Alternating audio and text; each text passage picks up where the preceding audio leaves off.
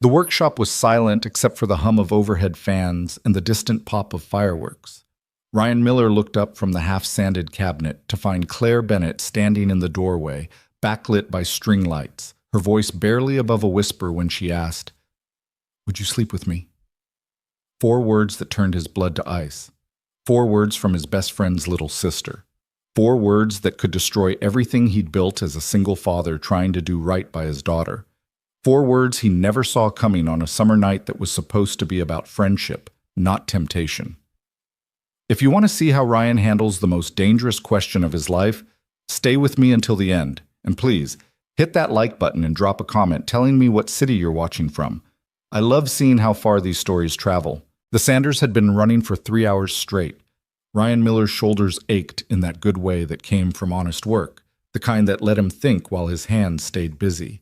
Sawdust coated his forearms, turning the dark hair there blonde under the warm glow of Edison bulbs that Marcus had strung across the ceiling of his workshop. Outside, the July night pressed humid and heavy against the windows, but inside, with the fans going and classic rock playing low from the paint-splattered speaker in the corner, it felt like a refuge. Ryan ran his palm across the cabinet door he'd been working on, feeling for rough spots. Smooth, clean, ready for stain. He allowed himself a small smile of satisfaction.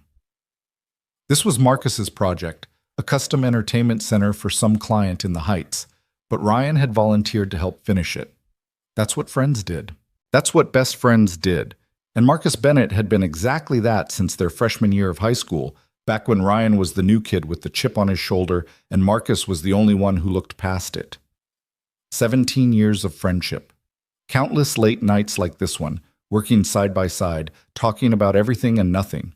Marcus had been there when Ryan's world fell apart at 23, when Vanessa walked out 3 months after their daughter was born, leaving nothing but a note on the kitchen counter and an empty closet. Marcus had helped him move into his first real apartment, had shown up with pizza and beer, and didn't ask questions when Ryan couldn't talk yet. Had been the godfather at Emma's baptism, had never missed one of her birthdays, had taught Ryan how to braid hair when Emma was 4 and obsessed with Frozen. Some friendships were circumstantial. This one was foundational. Ryan glanced at his phone. Almost 11. He should probably pack it in soon, head home before the babysitter fell asleep on his couch again. Mrs. Chen from 4B was reliable, but she was also 72 and had dozed off during the last Marvel movie he'd tried to watch with Emma. Not that he minded. Emma had been asleep by 8:30 anyway, exhausted from swim lessons and the summer heat. He was reaching for the power switch on the sander when he heard the door. Not the main garage door that rolled up with a mechanical groan, but the side entrance that connected to Marcus's house, the one that family used. Ryan looked up, expecting to see Marcus returning from his date with Sarah, probably grinning like an idiot because things were getting serious, and everyone could tell he was already mentally picking out rings. But it wasn't Marcus. Claire Bennett stood in the doorway, one hand still on the knob, the other holding what looked like a bottle of wine. She was wearing cut-off denim shorts and an oversized gray t-shirt that slipped off one shoulder, her dark hair pulled back in a messy ponytail that had started to come loose. Her feet were bare, toenails painted a deep red that matched the wine label. Ryan straightened, suddenly aware of how sweaty and covered in sawdust he was. "Hey, Claire, Marcus isn't here. He's out with Sarah." "I know." Her voice was quiet, almost lost under the fan noise. "I came to see you." Something in her tone made Ryan's instincts prickle with warning, the same way they did when Emma said she felt fine but wouldn't meet his eyes. He'd known Claire since she was 15, a high school sophomore with braces and an attitude, always trailing after her older brother and his friends, simultaneously annoyed by them and desperate to be included. Now she was 27, working as a graphic designer downtown, living in Marcus's guest house while she saved up for her own place after her breakup last year. A breakup that had been ugly. Ryan didn't know all the details. Marcus got tight-lipped when it came to his sister's pain, but he knew enough. 3 years with a guy who'd treated her like an accessory, who'd made her feel small, who'd cheated, and then somehow made her feel like it was her fault for not being enough. Ryan had wanted to drive to that guy's apartment and break his jaw. Marcus had actually tried. It took both their dads to talk him down. "You okay?" Ryan asked carefully, turning off the sander completely and setting it aside. He grabbed a rag from the workbench and wiped his hands, though it barely made a dent in the sawdust coating his skin. Claire stepped further into the workshop, closing the door behind her with a soft click. She set the wine bottle on the nearest surface without looking at it, her eyes fixed on Ryan with an intensity that made his chest tighten. "I need to ask you something," she said. "Okay." Ryan leaned against the workbench, trying to project calm, even though something felt off about this whole situation. The workshop suddenly felt smaller, the air thicker. "What's going on?" Claire crossed her arms, then uncrossed them, then shoved her hands into her back pockets. The movement made her shirt slip further off her shoulder, revealing the strap of a black sports bra. She was nervous, Ryan realized, really nervous. "You can talk to me," he said gently, "whatever it is." She laughed, but it came out sharp and brittle. "Can I? Because what I want to ask is probably going to make you hate me." "I've known you for 12 years, Claire. I'm not going to hate you." "You say that now." She took a breath, held it, then let it out in a rush. "Do you think I'm attractive?" Every alarm bell in Ryan's head started ringing at once. He kept his expression neutral, his voice steady. "I think that's not really a question I should answer." "Why not?" "I'm not asking if you want to date me. I'm just asking if you think I'm attractive. Yes or no?" Ryan rubbed the back of his neck, leaving a streak of sawdust in his hair. This felt like a trap, but not a malicious one. More like Claire was testing something, trying to prove a point to herself that Ryan didn't understand yet. "You're Marcus's sister," he said carefully, "and you're dealing with some heavy stuff from your last relationship. So if you're asking because you need validation, I'm telling you right now, you don't need it from me or anyone else. You're smart, talented, and yeah, you're attractive. But your worth isn't determined by whether guys notice you." "That's a very dad answer," Claire said, but there was no mockery in it, just sadness. "I am a dad." "I know. I've watched you with Emma. You're good at it." She moved closer, past the table saw, past the stack of lumber Marcus had delivered last week, close enough that Ryan could smell her perfume. Something light and floral that didn't match the heaviness of the moment. "You're good at a lot of things, actually. You're patient. You're kind. You actually listen when people talk. You don't make promises you can't keep." "Claire." Derek never listened. Her voice cracked on her ex's name. 3 years, and I don't think he ever really heard me. Not about the things that mattered.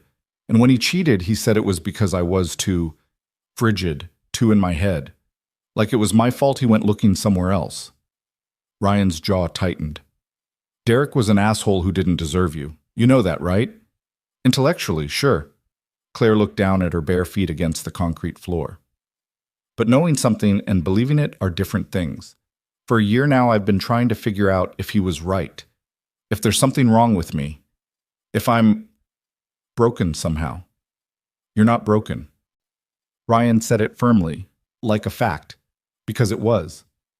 "How do you know?" Claire looked up, and Ryan saw tears threatening at the corners of her eyes. "How do you know when I can't even figure it out myself?" "Because broken people don't ask these questions. They don't do the work. They don't show up at their brother's workshop at 11 at night trying to understand themselves better." Ryan softened his voice, trying to reach through whatever wall her ex had built around her heart. "You're healing, Claire. That's different from being broken." She was quiet for a long moment, just looking at him with those dark eyes that were too much like Marcus's for Ryan's comfort. Then she said, so quietly he almost didn't hear it over the fans, "Would you sleep with me?" Time stopped. The fans kept turning. The fireworks still popped in the distance, the neighborhood's annual 4th of July overflow stretching into the following week. The Edison bulbs still glowed warm and golden. But Ryan felt like someone had dumped ice water down his spine, freezing him in place. "What?" It came out hoarse. "I need to know." Claire's voice was steady now, almost clinical, like she'd rehearsed this. "I need to know if it was me, if Derek was right, if I'm actually capable of—" She gestured vaguely. "I trust you. You're safe. You wouldn't hurt me or use it against me later. So I'm asking, would you sleep with me? Just once. Just to help me figure this out." Ryan's mind was racing, crashing through a dozen different responses, none of them adequate. This was Claire, Marcus's baby sister, the girl who used to complain about her geometry homework while Ryan and Marcus played video games in the basement. The woman who'd cried on his shoulder at her college graduation because her parents were getting divorced and everything felt uncertain. Family. She was family, and she was asking him to cross a line that would destroy everything. No. He said it firmly, but gently, the same tone he used when Emma asked for something he couldn't give her. I'm not going to do that. Claire flinched like he'd slapped her. See, I knew it. There is something wrong with me. Even you don't. Stop. Ryan pushed off the workbench and closed the distance between them, but he didn't touch her. He kept his hands at his sides even though every instinct screamed to offer comfort. You're not hearing me, Claire. I'm saying no because it would be wrong.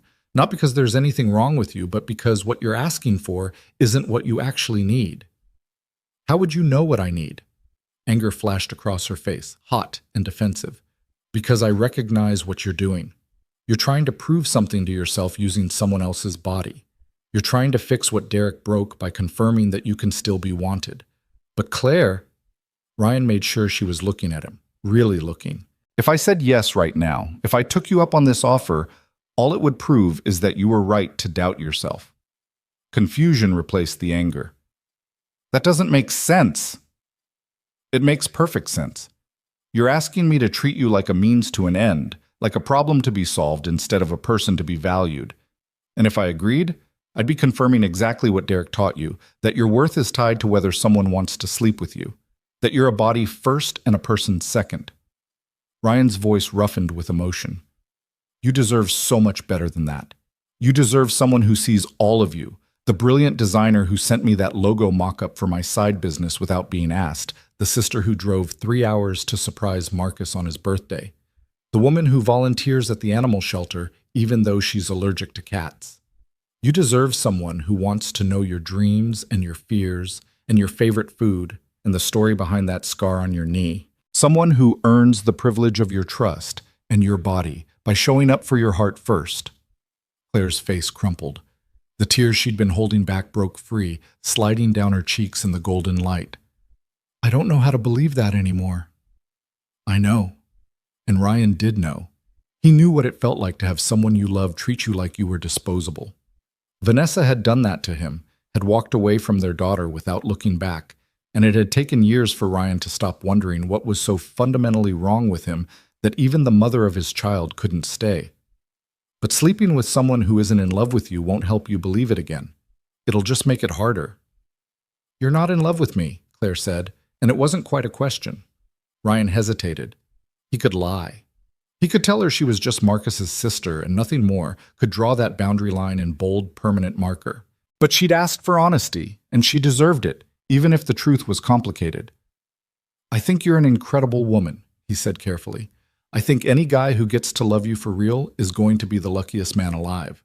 But what I feel for you right now, in this moment, with you asking me this question, he shook his head. That's not love, Claire. That's just attraction mixed with concern.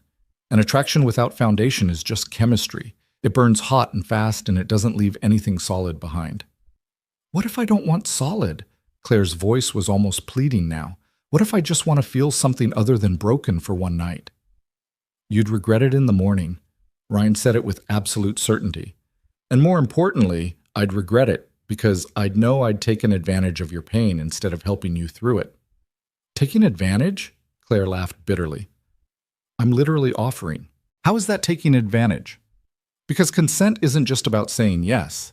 It's about being in a place where you can actually make that choice clearly, without your judgment clouded by trauma or self-doubt or the desperate need to prove something. Ryan ran a hand through his sawdust-covered hair. You're not in that place right now, Claire. You're hurt.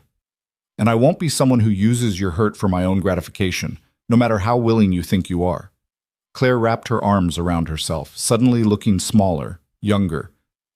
So what am I supposed to do? Just keep feeling like this? Just keep wondering if Derek was right? No. You're supposed to heal. Actually heal. Not just cover up the wound with temporary fixes. Ryan wanted to reach for her hand, but didn't trust himself to touch her at all right now. You're supposed to find a good therapist if you haven't already.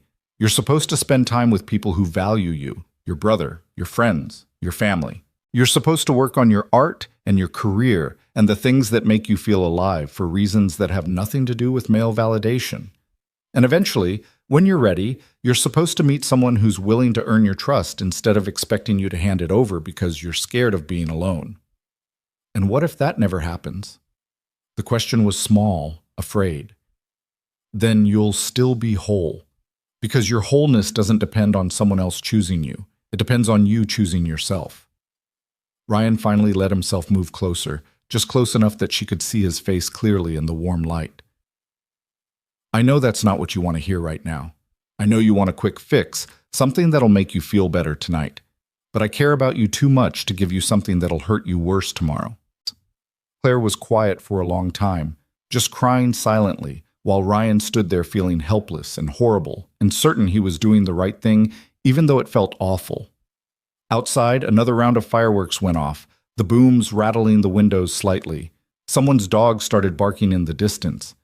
I feel so stupid, Claire finally said, her voice thick with tears. Coming here like this, asking you something so... Don't. Ryan cut her off gently. Don't make yourself smaller for being vulnerable. It took courage to come here and ask for what you thought you needed, even if it wasn't the right thing. That's not stupid. That's just human. Does Marcus know? Panic flashed across her face. Oh God, are you going to tell Marcus? Ryan considered it. Marcus was his best friend, and keeping secrets from him felt wrong on a fundamental level. But this wasn't his secret to tell. This was Claire's moment of vulnerability, and exposing it without her permission would violate the trust she'd placed in him by asking at all. Not unless you want me to, he said. But Claire, you should probably talk to him.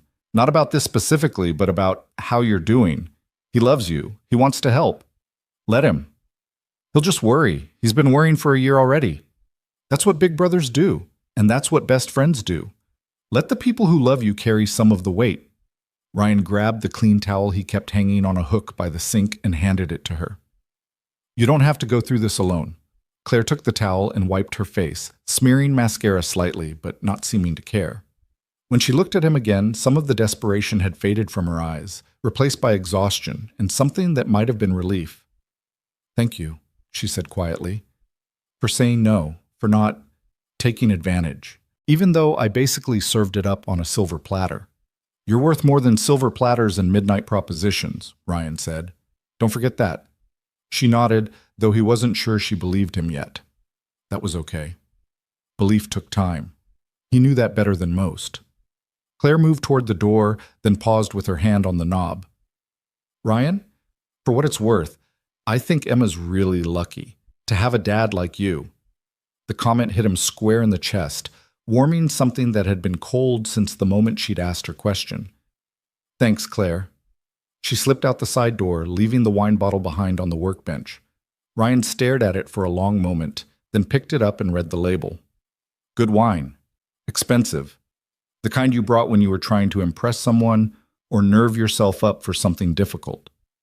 He tucked it into the cabinet under the sink where Marcus kept his painting supplies. Claire could retrieve it later if she wanted, or not. Either way, it didn't belong in this moment anymore. Ryan looked around the workshop, at the half-finished entertainment center, at the sawdust coating every surface, at the tools he'd need to clean and put away before he left. Normal things, solid things, things that made sense in a world that had just tilted sideways for a few dangerous minutes. His phone buzzed, a text from Marcus. Date went amazing, might have said the L word. Don't wait up, heading to Sarah's. Lock up when you're done? Ryan typed back. Congrats, man. Workshop's secure. Talk tomorrow. He didn't mention Claire. That conversation needed to happen in person, if it happened at all. Instead, Ryan spent the next 20 minutes cleaning up, putting tools back in their designated spots, sweeping sawdust into neat piles, checking that all the power tools were unplugged. Routine, familiar, safe, the kind of work that let his mind process what had just happened. Claire had asked him to sleep with her, Marcus's little sister, the girl who'd crashed their movie nights and stolen their pizza and rolled her eyes at their stupid jokes, the woman who'd been broken by someone who didn't deserve her trust and was now trying to put herself back together using whatever materials she could find, even if they were the wrong ones. And Ryan had said no. Not because he wasn't tempted. He was human, and Claire was beautiful, and the offer had been direct and clear. But because temptation without wisdom was just destruction in a prettier package. Because some lines existed for good reasons. Because being a good man meant making hard choices when easy ones were available. Because he'd meant what he said. She deserved better. Better than a pity encounter with her brother's best friend in a sawdust-covered workshop while she was still bleeding from wounds someone else had inflicted. Better than using her body to patch holes in her self-worth. Better than settling for scraps when she was worthy of a feast. Ryan finished sweeping, dumped the sawdust in the trash, and turned off the Edison bulbs one by one until only the fluorescent overheads remained. The workshop looked different in that harsh light, less romantic, more industrial. Real. He grabbed his keys and his phone, set the alarm, and locked the side door behind him. The summer night hit him like a wall of humidity, thick enough to taste. His truck was parked in the driveway next to Marcus's Jeep, covered in a fine layer of pollen that glowed yellow under the streetlights. Ryan climbed in, started the engine, and let the AC blast for a minute before pulling out. The digital clock on the dashboard read 11:47. Mrs. Chen would definitely be asleep by now. As he drove through the quiet neighborhood toward his apartment across town, Ryan thought about Emma, about the kind of man he wanted to be for her, not just as her father, but as her example of what men should be. How could he teach her that she deserved respect and genuine care if he couldn't demonstrate it himself? How could he tell her that her worth wasn't tied to her body if he acted like other women's worth was? Fatherhood had taught him that integrity wasn't about the big dramatic moments. It was about the small choices made when no one was watching, when doing the right thing cost you something, when the easy path and the good path diverged and you had to choose which one to walk. Tonight, in a workshop that smelled like sawdust and ambition, Ryan had chosen. And even though it hurt, even though part of him wondered if he'd just made everything more complicated, he knew he'd made the right call. Because some questions couldn't be answered with a yes or a no. They could only be answered with truth, even when the truth was hard to hear. Ryan pulled into his apartment complex parking lot and killed the engine. Through the window of his second-floor unit, he could see the blue flicker of the TV. Mrs. Chen always left on. Emma would be asleep in her room, probably sprawled diagonal across her bed with her favorite stuffed dolphin clutched to her chest, completely unaware that her dad had just navigated one of the more dangerous conversations of his adult life. That was how it should be. Kids were supposed to be protected from adult complications, allowed to sleep soundly while their parents made the hard choices. Ryan climbed the stairs, unlocked his door as quietly as possible, and stepped into the familiar chaos of his home. Emma's drawings covering the fridge, her backpack dumped by the door, her sneakers creating a tripping hazard in the entryway. Mrs. Chen was indeed asleep on the couch, her reading glasses askew on her face. The TV was showing some late-night talk show on mute. He gently woke her, paid her for the evening, and walked her to the door with quiet thank yous. Then he checked on Emma, diagonal across the bed, just as predicted, and pressed a kiss to her forehead before retreating to his own room. Ryan stripped off his sawdust-covered clothes and stepped into the shower, letting the hot water wash away the physical evidence of the evening. But the emotional residue remained, circling his thoughts like water down a drain. Had he done the right thing? Absolutely. Was it going to make things weird with Claire? Probably. Would Marcus ever find out? Maybe, maybe not. Did any of that matter compared to the simple fact that he'd honored Claire's worth even when she couldn't? No. Ryan dried off, pulled on sleep pants, and collapsed into bed. His phone sat on the nightstand, dark and silent. No messages from Claire, no crisis, no fallout yet. He set his alarm for 6:30. Emma had swim lessons at 8, and he needed to prep breakfast and pack snacks and find her goggles, which had mysteriously vanished from the designated goggle spot again, and closed his eyes. Sleep didn't come easy. His mind kept replaying the conversation, analyzing his words, wondering if he could have said something better, or kinder, or more helpful. Wondering if Claire was okay, if she'd made it back to the guest house safely, if she was crying or angry or relieved, wondering what tomorrow would bring. But underneath all the wondering and worrying, there was something solid, something certain. The knowledge that when faced with a choice between easy gratification and difficult integrity, he'd chosen integrity. That when Claire had needed someone to tell her the truth, instead of taking advantage of her vulnerability, he'd been that person. It wasn't much, but it was enough. And as Ryan finally drifted towards sleep in his small apartment with his daughter breathing softly down the hall, he held on to that certainty like an anchor in uncertain waters. Tomorrow would bring whatever it brought. But tonight, he'd been the man he wanted to be. That had to count for something. Morning came too early, announced by Emma's feet padding across the hardwood floor and her voice calling through his door. "Dad? Dad, are you awake? We're going to be late for swimming." Ryan cracked one eye open to find his alarm hadn't gone off yet. The clock read 6:14. He groaned and rolled over to find his daughter standing in his doorway, already wearing her swimsuit under her clothes, her goggles dangling from one hand. "We've got time, Em. Lessons aren't until 8. But we need to get there early to get the good spot by the shallow end. Riley's mom always takes it if we're not first." Emma bounced on her toes, a bundle of 9-year-old energy that Ryan couldn't match on 4 hours of sleep. All right, I'm up." He swung his legs out of bed and ran a hand over his face. "Did you eat breakfast?" "Not yet. I was waiting for you." "That's my girl. Go pick out what you want, and I'll be there in 5 minutes." Emma darted off toward the kitchen, her feet thundering loud enough to probably wake the neighbors. Ryan pulled on a t-shirt and followed at a more reasonable pace, his mind already running through the day's checklist. Swim lessons until 9:30, then grocery shopping. Then he had that freelance carpentry estimate at 2 for the couple renovating their kitchen in Riverside. Mrs. Chen couldn't babysit today, which meant Emma would have to come with him to the estimate. Not ideal, but she was good about entertaining herself with her sketchbook when he was working. The coffee maker was his first stop.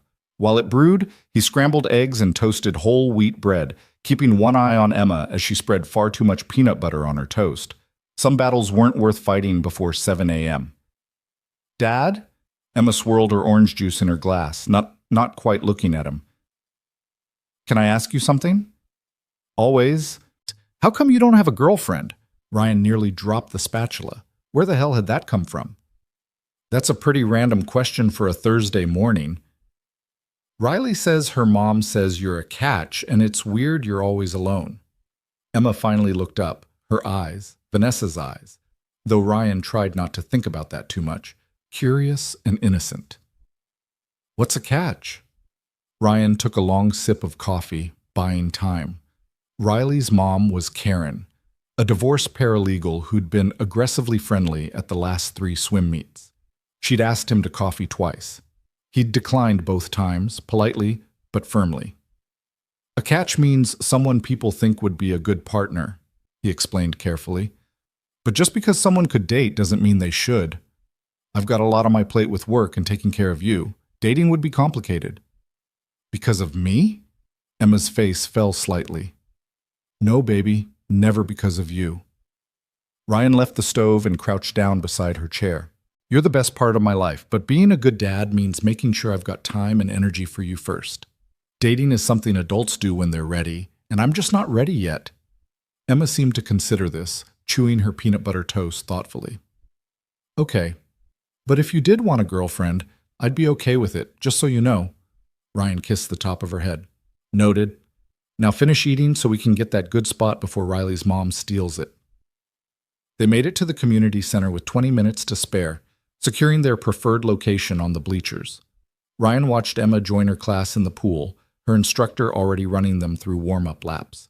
She was getting good, her strokes more confident each week. Pride swelled in his chest the way it always did when he watched her master something new. His phone buzzed, a text from Marcus. "Coffee before work?" "Got news." Ryan hesitated. After last night, facing Marcus felt complicated, but avoiding him would be worse, would raise questions Ryan didn't want to answer. He typed back, "Can't. Emma's got swim lessons. Lunch instead?" "Works for me. Noon at Eddie's? See you there." Ryan pocketed his phone and tried to focus on Emma's swimming, but his mind kept drifting back to the workshop, to Claire's face when she'd asked that impossible question, to the weight of his own words hanging in the air between them. He'd done the right thing. He knew he'd done the right thing. So why did it still feel like he'd stepped into quicksand? The swim lesson ended without Ryan registering most of it. Emma bounded over, dripping and grinning, already talking about how she'd finally nailed her flip turn. He wrapped her in her towel and listened, making appropriate noises of encouragement while his thoughts churned. Grocery shopping was a blur of Emma picking out snacks and Ryan mechanically filling the cart with basics. Chicken, pasta, vegetables that Emma would complain about but eat anyway, milk, bread, the good yogurt that was overpriced but had less sugar. Normal things. Grounding things. By the time he dropped Emma at his mom's place for a few hours and headed to Eddie's diner, Ryan had almost convinced himself that lunch with Marcus would be fine. Just two friends catching up, same as always. Nothing had changed, except everything had changed. And Ryan knew it the moment he walked into the diner and saw Marcus already sitting in their usual booth, grinning like he'd won the lottery. There he is. Marcus stood and pulled Ryan into a quick hug, the kind of casual, physical affection they'd shared for years. Man, I've been dying to talk to you all morning. Ryan slid into the booth across from him, accepting a menu from the waitress, even though he always ordered the same thing. Yeah? How'd the rest of the date go? Incredible. Amazing. Potentially life-changing. Marcus leaned forward, his eyes bright with the kind of joy that Ryan hadn't seen in him since his carpentry business landed that first major contract. I told Sarah I love her. And? Ryan already knew the answer from Marcus's face, but he asked anyway. She said it back. We stayed up until 3 just talking about the future, about what we want, about how crazy it is that we found each other. Marcus shook his head, still marveling. I'm 32 years old and I've never felt like this. Like I'd do anything for another person. Like I want to build a whole life around making her happy. Something twisted in Ryan's chest. Happiness for his friend, absolutely. But also something darker, more complicated. Envy, maybe. Not of Sarah specifically, but of the simplicity of it. Marcus had found someone uncomplicated. Someone who wasn't connected to every other part of his life. Someone he could love without destroying friendships or betraying trust. That's really great, man. I'm happy for you. And Ryan meant it, even with the complicated feelings churning underneath. I'm thinking about asking her to move in. Is that crazy? We've only been dating for 5 months. When you know, you know. Ryan signaled the waitress for coffee. If it feels right, don't overthink it. Says the guy who overthinks everything. Marcus grinned, but it was affectionate. Speaking of which, how was the rest of your night? Finished the cabinet? Ryan's coffee arrived. He took a sip, buying time. Yeah, got it done. Locked up around midnight. You didn't have to stay that late. I could have finished it today. Wanted to help. That's what friends do. Marcus studied him with an expression Ryan couldn't quite read. You okay? You seem off. Just tired. Emma woke me up early. How is my favorite god kid? Growing too fast, she asked me this morning why I don't have a girlfriend. Marcus laughed. What'd you tell her? That I'm not ready, which is true. Ryan met his friend's eyes.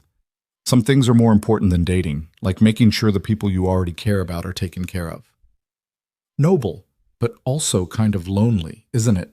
Marcus's tone gentled. It's been 9 years since Vanessa. I know Emma's your priority, but you're allowed to have a life too, you know? I have a life. I've got Emma. I've got my work. I've got good friends. That's enough. Is it, though? Marcus leaned back as the waitress delivered their food, burgers for both of them, the Thursday special. Because from where I'm sitting, it looks like you've built this fortress around yourself where nothing gets in or out except what's safe and familiar. Ryan focused on his burger, not wanting to have this conversation. I'm fine, Marcus. I didn't say you weren't fine. I'm saying you deserve more than fine. Marcus paused, then continued more carefully. You're one of the best men I know. You're patient and kind, and you actually show up when people need you. Any woman would be lucky to have you. The irony hit Ryan like a physical blow. Just 12 hours ago, a woman had offered herself to him, and he'd turned her down because it was the right thing to do, because she was Marcus's sister, and taking advantage of her pain would have been wrong on every level. And now here was Marcus, completely oblivious, telling him he should be open to connection. Maybe someday, Ryan said, because he had to say something. Right now, I'm good where I am. Marcus looked like he wanted to push further, but his phone buzzed. He glanced at it and smiled. Sarah. She's asking what I want for dinner. You should get out of here. Don't keep her waiting. We've got time to finish lunch. But Ryan was already pulling out his wallet. Actually, I need to head out. Got that estimate at 2, and I should pick up Emma first. Ryan. Seriously, go. Be with your girl. We'll catch up later. Ryan dropped cash on the table, enough to cover both their meals, and stood. And Marcus? I really am happy for you. Don't mess this up. Marcus stood too, pulling Ryan into another hug. Love you, brother. Love you too. Ryan left the diner before the guilt could completely consume him. He wasn't lying to Marcus, not exactly, but omitting the truth felt like lying's close cousin, and it sat heavy in his stomach as he drove to his mom's place to collect Emma. His mother took one look at his face and knew something was wrong. Diane Miller had been reading her son's mood since he was born, and apparently 32 years hadn't diminished that skill. You look terrible, she said bluntly, watching Emma gather her things in the living room. What's going on? Nothing, just tired. Ryan James Miller, I raised you better than to lie to my face. Ryan glanced toward the living room where Emma was putting her toys back in her backpack. Can we not do this right now? Fine, but you're coming to dinner Sunday and we're talking. Whatever's eating at you, you don't have to carry it alone. Mom, non-negotiable. Now take your daughter and go charm those clients into overpaying for your excellent work. She kissed his cheek, then Emma's, and sent them on their way. The estimate went well despite Ryan's distraction. The couple loved his portfolio, agreed to his timeline and his rate without negotiating. Emma was perfect, sitting quietly in their kitchen, drawing elaborate scenes of underwater kingdoms, while Ryan measured and took notes and discussed cabinet options. By the time they got home, Ryan was exhausted on a level that went beyond physical. Emma wanted to watch a movie, so he let her pick while he attempted to make dinner. They ended up with boxed macaroni and cheese because he couldn't focus enough to cook anything more complicated. Emma fell asleep on the couch during the movie. Ryan carried her to bed, tucked her in with her dolphin, and retreated to his own room. His phone sat on his nightstand, dark and silent. No messages from Claire. No messages from Marcus beyond a quick thanks for lunch and a photo of him and Sarah looking disgustingly happy. Ryan lay in bed staring at the ceiling, his mind refusing to quiet. He kept replaying the conversation in the workshop, kept analyzing every word, every choice. Had he said the right things? Had he been too harsh, not harsh enough? Should he have told Marcus immediately instead of sitting on it? His phone finally buzzed around 10. Not a message, though. A call. Claire's name lit up the screen. Ryan's heart kicked into overdrive. He let it ring twice more while he debated answering, then accepted the call. Hello? Hey. Claire's voice was small, uncertain. Is this a bad time? No, Emma's asleep. What's up? A long pause. Ryan could hear traffic in the background, the muffled sound of other people talking. She wasn't at home. I wanted to apologize, Claire finally said, for last night, for putting you in that position. I wasn't thinking clearly. You don't need to apologize. I do, though. You were right about everything you said. I was trying to use you to fix something that can't be fixed that way. She took a shaky breath. I talked to my therapist today. Emergency session, we worked through a lot of the stuff I've been avoiding. Relief washed through Ryan. That's good, Claire. That's really good. She helped me understand that what I was really asking for wasn't sex. It was proof that I wasn't broken, that someone could still want me. Claire's voice cracked slightly. And you gave me that proof by saying no, by treating me like I was worth more than a quick fix. Ryan closed his eyes, his throat tight. You are worth more. So much more. I'm starting to believe that. It's hard, but I'm trying. Another pause. Are we okay? I couldn't stand it if I ruined our friendship over this. We're okay, I promise. And Marcus? You didn't tell him, did you? No, that's your story to tell if you want to, not mine. Thank you. The relief in her voice was palpable. I should go. I'm out with some friends from work, and they're waiting for me. I just wanted to make sure we were okay. We are. Take care of yourself, Claire. You too, Ryan. The call ended. Ryan set his phone aside and finally felt some of the tension leave his shoulders. Claire was getting help. She understood why he'd said no. They were going to be okay. But as he drifted toward sleep, one thought kept circling back. What if things weren't as simple as he'd told himself? What if, somewhere underneath all the very valid reasons he'd said no, there was a part of him that had wanted to say yes? Not because he wanted to take advantage of Claire, but because he was lonely too. Because 9 years was a long time to build walls. Because maybe Marcus had been right about the fortress. Ryan pushed the thought away. It didn't matter. He'd made the right choice for the right reasons, and anything else was just his exhausted brain creating problems where none existed. The next day was Friday. Emma had a play date after school, which gave Ryan time to finish a coffee table he'd been building for a client in the Heights. He worked in his small garage workshop, losing himself in the familiar rhythm of sanding and staining, letting the work quiet his mind. His phone rang around 3. Marcus. Hey, what's up? Claire told me. Marcus's voice was tight, controlled in a way that made Ryan's stomach drop. About what happened Wednesday night. Ryan set down his sandpaper very carefully. Okay? Why didn't you tell me? Because it wasn't my story to tell, it was hers. She came to my workshop and propositioned my best friend, and you didn't think I should know? Anger edged into Marcus's voice now, sharp and hurt. She came to me in a moment of vulnerability, and I handled it. Telling you immediately would have been violating her privacy. Or maybe you just didn't want me to know you were alone with my sister at midnight. The accusation hit like a slap. You think I wanted that situation? You think I was happy about it?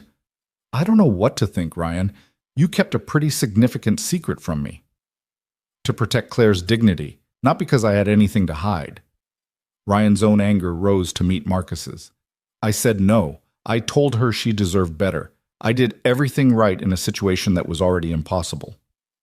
And then you sat across from me at lunch and acted like nothing happened.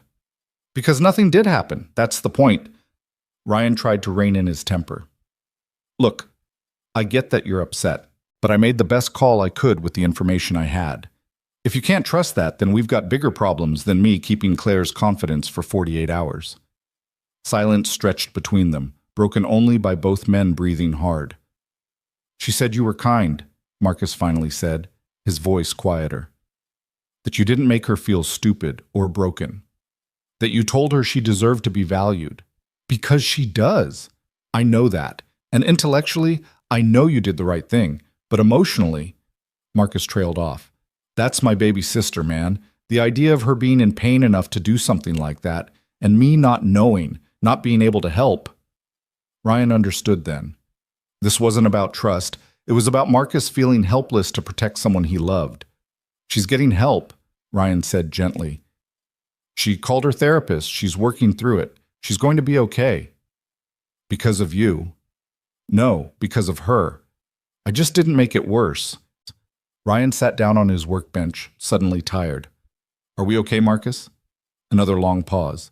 Yeah, we're okay. I just needed to process. Understandable. Sarah wants to have you and Emma over for dinner tomorrow. She says if I'm going to be mad at you, it should be where she can supervise and make sure I don't do anything stupid. Despite everything, Ryan smiled. She's good for you. She really is. So dinner, 6 o'clock? We'll be there. And Ryan, thank you for being the kind of man my sister could trust, even in a situation like that. The call ended. Ryan sat in his garage surrounded by sawdust and half-finished projects, feeling like he'd just navigated a minefield blindfolded and somehow made it through intact. His phone buzzed again almost immediately. This time it was Claire. Marcus told you we talked? Yeah, we're good. Thank you for not hating me. Never going to happen. Focus on taking care of yourself. I am, starting therapy twice a week. And I'm moving out of the guest house, got an apartment downtown. Fresh start. That's great, Claire. Proud of you. Dinner tomorrow with you guys and Marcus and Sarah. Fair warning, I'll be there. Ryan stared at that message for a long moment, his chest tight. Dinner. All of them together. Claire, who'd propositioned him. Marcus, who now knew about it. Sarah, who probably knew everything too. Emma, who would be her usual observant self and wonder why all the adults were acting weird. This was going to be spectacularly awkward. Looking forward to it, he typed back, because what else could he say? Emma's playdate ended at 5. Ryan picked her up and they stopped for pizza on the way home, sitting in a booth by the window while Emma told him elaborate stories about her friend Madison's new kitten. "Can we get a cat?" Emma asked for the 1,000th time. "Our lease doesn't allow pets," Ryan said for the 1,000th time. "Then can we move somewhere that does?" "Maybe someday." Emma accepted this with the philosophical resignation of a child who'd learned that maybe someday usually meant no. She went back to her pizza, swinging her legs under the table. "Dad," she said around a mouthful of cheese, "you seem sad lately." Ryan's heart clenched. "I'm not sad, sweetheart. Just thinking about adult stuff." "Is it bad adult stuff?" "No, just complicated adult stuff. Like taxes." Ryan laughed despite himself. "Yeah, kind of like taxes. Taxes are stupid. Completely agree." They finished their pizza and headed home. Emma wanted to play board games, so they spent the evening on the living room floor playing Sorry and Uno until Emma started yawning. Bath time, teeth brushing, 2 chapters of the book they were reading together, and then she was asleep again, her small body trusting and peaceful. Ryan envied that peace as he retreated to his own room and lay awake for the second night in a row, his mind refusing to quiet. Tomorrow would come whether he was ready or not. Dinner with everyone who now knew about the worst conversation of his week. No way to avoid it, no way to prepare. All he could do was show up and hope that the foundation of years of friendship was strong enough to weather the earthquake of the last few days. His phone buzzed one more time before he finally fell asleep. A text from his mother. "Don't forget Sunday dinner, and bring wine. We're talking." Ryan groaned into his pillow. Apparently everyone wanted to have serious conversations with him this week. But underneath the dread, there was something else. Something that felt almost like relief. Because secrets were heavy, and carrying them alone was exhausting, and maybe letting people in, even when it was uncomfortable, was part of being human. Maybe that's what Claire had been trying to tell him all along. Saturday arrived with the kind of oppressive heat that made the air shimmer above the asphalt. Ryan spent the morning helping Emma pick out an outfit for dinner, which turned into a fashion show that lasted 40 minutes and involved every remotely nice piece of clothing she owned. She finally settled on a blue sundress with sunflowers on it, then immediately wanted to change her mind. "Emma, we're going to be late if you don't stick with a choice," Ryan said, trying to keep the exhaustion out of his voice. "But what if Claire thinks it's babyish? She's really cool, and I want her to think I'm cool too." Ryan sat down on the edge of her bed, pulling his daughter close. "Claire already thinks you're cool. You could show up in your pajamas, and she'd still think that." "Really?" "Really. Now get dressed. We've got 20 minutes." Emma darted back into her closet while Ryan checked his phone. No new messages. He'd been half expecting Claire to cancel, or Marcus to uninvite them, or something to blow up this fragile peace they'd all constructed over the last 2 days. But his phone remained stubbornly silent, except for a reminder about Emma's dentist appointment next week. They arrived at Marcus and Sarah's place at 6:05, fashionably late enough to not seem desperate, but early enough to not be rude.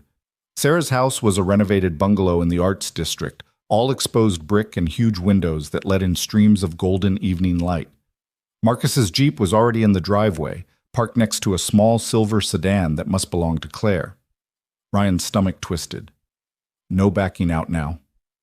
Emma bounded up the front steps and knocked before Ryan could stop her. The door swung open to reveal Sarah, her blonde hair pulled back in a messy bun, wearing jeans and a flowy white top. She broke into a genuine smile when she saw them. "There you are. Come in, come in. Emma, you look absolutely beautiful." Emma beamed and did a little twirl. "Thanks. Dad says you're really nice and that Uncle Marcus is lucky." Sarah laughed and shot Ryan an amused look. "Did he now? Well, your dad's pretty great himself." She ushered them inside where the smell of garlic and tomatoes filled the air. Marcus is in the kitchen pretending he knows how to make his mom's lasagna. Claire's helping him not burn the house down. Ryan followed Sarah through the living room, Emma's hand in his heart beating faster than it should. They rounded the corner into the kitchen, and there was Marcus at the stove, wearing an apron that said Grill Sergeant. and Claire perched on the counter beside him, holding a wooden spoon like a weapon. "I'm telling you, you need to add more oregano," Claire was saying. "Mom's recipe doesn't call for more oregano." "Mom's recipe is from 1987, and she's been lying to you about the measurements your entire life." Marcus turned to argue and spotted Ryan. His expression shifted. Not quite uncomfortable, but not quite easy either. "Hey, you made it." "Wouldn't miss it."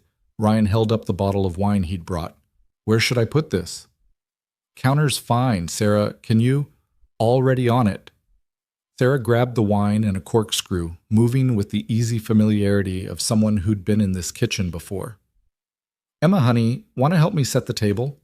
Emma nodded enthusiastically and followed Sarah into the dining room, leaving Ryan alone with Marcus and Claire. The silence stretched for exactly 3 seconds before Claire broke it. "Hi, Ryan." "Hey, Claire." He met her eyes, searching for discomfort or regret or anger. Instead, he found something that looked like gratitude mixed with embarrassment. "How are you?" "Better. Genuinely better." She hopped off the counter and crossed to the fridge. "I signed a lease on an apartment downtown. Move in next weekend. 1 bedroom, exposed brick, close to work. It's perfect." "That's great." Ryan meant it. The fresh start would be good for her. Marcus turned off the stove and faced Ryan fully. "Can we talk? Just for a minute?" Ryan's chest tightened, but he nodded. Marcus led him out to the back patio, sliding the glass door shut behind them. The backyard was small but well-maintained, with string lights overhead and a small herb garden in raised beds. "Look," Marcus started, shoving his hands in his pockets. "I was harsh on the phone yesterday. Sarah pointed out that I was taking my anger at the situation out on you when you literally did nothing wrong. You had a right to be upset. Maybe, but not at you." Marcus met his eyes. "Claire told me everything, what she asked, what you said, how you handled it. And honestly, man, I don't know if I could have done what you did. Turning her down like that, knowing she was hurting, knowing it would have been easy to just say yes and deal with the consequences later. That took real strength." Ryan shook his head. "It wasn't strength. It was just knowing that some things aren't mine to take, even when they're offered." "That's exactly what strength is." Marcus clapped a hand on Ryan's shoulder. "I'm sorry I made you feel like you did something wrong. You protected my sister when she needed protecting, even from herself. That's what family does." The word landed heavy between them. Family. Because that's what they were, really. More than friends, closer than brothers by blood, bound by years of showing up for each other when it mattered. "We're good?" Ryan asked. "We're good." Marcus pulled him into a brief hug, the kind of physical reassurance men gave each other when words weren't quite enough. "Now, let's go eat before Sarah decides my lasagna is garbage and orders pizza instead." They headed back inside to find the table set, Emma helping Sarah arrange napkins with intense concentration, and Claire opening the wine. She poured glasses for the adults, then filled a smaller glass with sparkling cider for Emma, who looked thrilled to be included. Dinner started awkwardly, everyone too careful with their words, too aware of the elephant in the room. But Emma, blessedly oblivious to adult tension, filled the silence with stories about swim lessons and her friend Madison's new kitten and a very detailed explanation of the plot of the last book she'd read. And then the dragon turns out to be actually a princess who was cursed, but she doesn't want to turn back into a princess because being a dragon is way more fun, Emma concluded, stabbing a piece of lasagna with her fork. "Smart dragon," Claire said, smiling. "Why would anyone want to go back to boring princess stuff when you could fly and breathe fire?" "Exactly!" Emma lit up, finding an ally. "That's what I told Dad, but he said sometimes being responsible is more important than doing what's fun."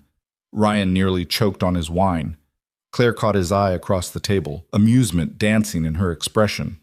"Your dad's not wrong," Claire said diplomatically, "but maybe the trick is finding a way to be responsible and still keep some of the dragon parts. The flying, the fire, the adventure. Just in smaller, more manageable doses." "Like how you design websites but also do art on the side?" Emma asked, because apparently she'd been paying attention to every conversation she'd ever overheard. "Exactly like that." Claire seemed genuinely charmed. "You're pretty smart, you know that?" Emma grinned. "Dad says I get it from him." And he's right.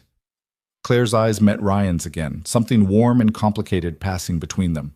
Not attraction exactly, more like understanding, recognition. The acknowledgement that they'd both been changed by what happened in that workshop and were still figuring out what that meant. Sarah steered the conversation towards safer topics. Marcus's upcoming projects, a gallery opening she wanted to drag everyone to next month, the absurd drama happening with her coworkers. The tension gradually eased as the wine flowed and Emma's laughter became the soundtrack to the evening. After dinner, Emma and Sarah disappeared into the living room to look at Sarah's collection of art books, while Marcus and Claire argued over the proper way to load a dishwasher. Ryan excused himself to the bathroom, needing a moment to breathe away from the careful dance they'd all been performing. He was washing his hands when someone knocked softly on the door. "Just a minute," he called. "It's me." Claire's voice, quiet enough that no one else would hear. "Can we talk? Really talk?" Ryan dried his hands and opened the door. Claire stood in the hallway, her arms crossed, her expression serious. "Out here?" Ryan asked, hyper-aware that Marcus and Sarah were just around the corner. "Back patio, please." They slipped outside through the side door, avoiding the kitchen. The evening had cooled slightly, a breeze carrying the scent of Sarah's jasmine plants. Claire sat on the porch steps, and Ryan joined her, maintaining a careful distance. "I've been thinking," Claire started, staring out at the darkening yard, "about what you said. About deserving someone who sees all of me, not just the parts that are convenient or easy or useful. I realized I've never actually had that. Not with Derek, not with anyone I dated before him. They all liked the idea of me, the cool girlfriend who was into art and didn't ask for too much. But none of them wanted to deal with the messy parts. The insecurity, the family baggage, the anxiety I get about whether my work is good enough." She turned to face him. "You've known me for 12 years and you've seen all of that, the good and the bad, and you still think I'm worth something." Ryan's throat tightened. "Of course I do." "That means more than you know." Claire picked at a thread on her jeans. "When you said no, I was embarrassed and hurt and kind of relieved all at once. Embarrassed because obviously I just propositioned my brother's best friend like an idiot. Hurt because rejection always stings, even when you know it's right. But relieved because somewhere deep down, I knew that if you'd said yes, it would have confirmed everything Derek made me believe about myself. Which was that I'm not worth the effort of really knowing, that my value is in what I can provide, not who I am." She laughed bitterly. "Pretty messed up, right?" "Not messed up, just hurt." Ryan shifted slightly to see her face better. "Healing from that kind of damage takes time. There's no shortcut. My therapist said the same thing. She also said I need to get comfortable being alone for a while. Really alone, not just between relationships. Learning who I am when I'm not trying to be what someone else wants." Claire met his eyes. "It's terrifying. Most worthwhile things are." They sat in comfortable silence for a moment, listening to the distant sound of Emma's laughter from inside the house. Then Claire spoke again, softer this time. "Can I ask you something? And you can tell me if I'm crossing a line." "Go ahead." "When you turned me down, was any part of it because you wanted to say yes?" Ryan considered lying, considered deflecting, but Claire had been brave enough to ask, and she deserved honesty. "Yeah," he admitted. "A small part. Not because I wanted to take advantage of you, but because it's been a long time since anyone looked at me like I was someone worth wanting. Even when I knew all the reasons it was wrong, there was this tiny voice asking why I couldn't just take something for myself for once." "But you didn't." "But I didn't, because that voice was my loneliness talking, not my integrity, and I'd rather be lonely than compromise who I'm trying to be." Ryan looked at her fully. "Does that make sense?" "Perfect sense."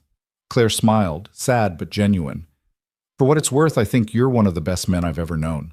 Not just because you said no, but because of how you said it. You didn't make me feel small or broken or pathetic. You made me feel seen. You are seen, Claire, by a lot of people who care about you. I'm starting to understand that." She stood, brushing off her jeans. "We should probably get back inside before Marcus sends out a search party." Ryan stood too.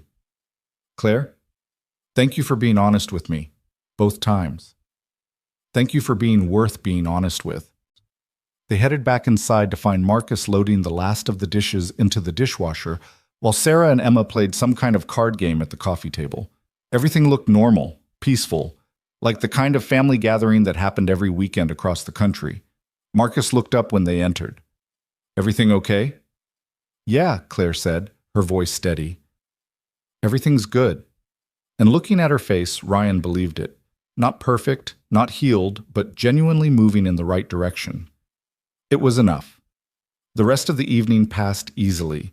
They played cards, Emma won twice and gloated appropriately, and talked about nothing important. Marcus told terrible dad jokes that made Emma groan and Sarah laugh. Claire showed them mock-ups for a new client project on her phone. Ryan just listened, content to be part of this moment, this gathering of people who knew each other's flaws and showed up anyway. By 9:30, Emma was yawning into her fist. Ryan took that as their cue to leave. Sarah hugged them both goodbye, making Emma promise to come back soon. Marcus walked them to the door while Claire stayed in the kitchen, giving them space. Same time next month? Marcus asked. Wouldn't miss it. Ryan meant it. And Ryan, thanks for being you. I know that sounds cheesy, but I mean it. Ryan didn't trust himself to speak, so he just nodded and steered Emma toward the truck. She chattered the whole drive home about how Sarah was the coolest and how Claire promised to teach her some design tricks, and how Uncle Marcus's lasagna was almost as good as Grandma's. Did you have fun, Dad? Emma asked as he tucked her into bed. I did, sweetheart. Did you? The best. I like when we do stuff with family. Ryan kissed her forehead. Me too. After Emma fell asleep, Ryan returned to his own room and checked his phone. A text from Marcus. Seriously, thank you for everything. Another from Sarah. You're good for all of us. Don't be a stranger. And one from Claire, sent just 5 minutes ago. I'm glad we talked. Sleep well. Ryan set his phone aside and lay back against his pillows. The dinner he'd been dreading had turned into something almost healing. Not a reset button that erased what happened, but an acknowledgement that they could all move forward together, changed but not broken. Sunday morning brought another challenge, brunch with his mother. Diane Miller lived 15 minutes away in the same modest ranch house where Ryan had grown up, with the same yellow kitchen and the same creaky floorboards and the same photographs covering every available surface. Emma ran ahead to knock on the door while Ryan gathered the wine and the flowers he'd stopped to buy. His mother opened the door already wearing her knowing expression, the one that said she'd been analyzing him since before he was born and could read every thought in his head. There's my girl! Diane scooped Emma into a hug. And my son who thinks bringing flowers will distract me from the fact that he's been avoiding my calls. I haven't been avoiding. Thursday, Friday, and yesterday morning. 3 calls, 0 answers. Diane ushered them inside. But you're here now, so we'll talk after we eat. Brunch was quiche and fresh fruit and the good coffee that Diane only made for special occasions. Emma entertained her grandmother with the same stories she'd told everyone else, embellished slightly for dramatic effect. Ryan ate quietly, knowing the interrogation was coming and unable to stop it. After they ate, Diane sent Emma outside to the backyard with strict instructions to pick only the ripe tomatoes from the garden. As soon as the door closed, she turned to Ryan. All right, what happened? Nothing happened. Ryan, I can see it on your face. Something's eating at you, and you're going to tell me what it is because I'm your mother, and I have a right to worry. Ryan set down his coffee cup. If I tell you, you can't make a big deal out of it. I'll make exactly as big a deal as it warrants. Now talk. So Ryan talked. He told her about Wednesday night, about Claire's question and his response, about the conversations with Marcus and the awkward dinner that had somehow turned into healing. He left out some of the more private details, but gave her enough to understand the weight of it.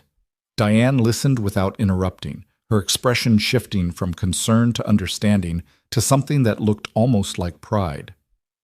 You did the right thing, she said when he finished. I know, but it doesn't feel simple. The right thing rarely does. Diane reached across the table and took his hand. You protected that girl when she couldn't protect herself. You put her well-being ahead of your own temptation. That's what real integrity looks like. Marcus said something similar. Marcus is a smart man. You should listen to him more often. Diane squeezed his hand. But Ryan, sweetheart, can I ask you something? Sure. When was the last time you did something for yourself? Something that wasn't about Emma or work or being there for everyone else? Ryan started to answer, then realized he couldn't. I don't know. That's what I thought. His mother's expression softened.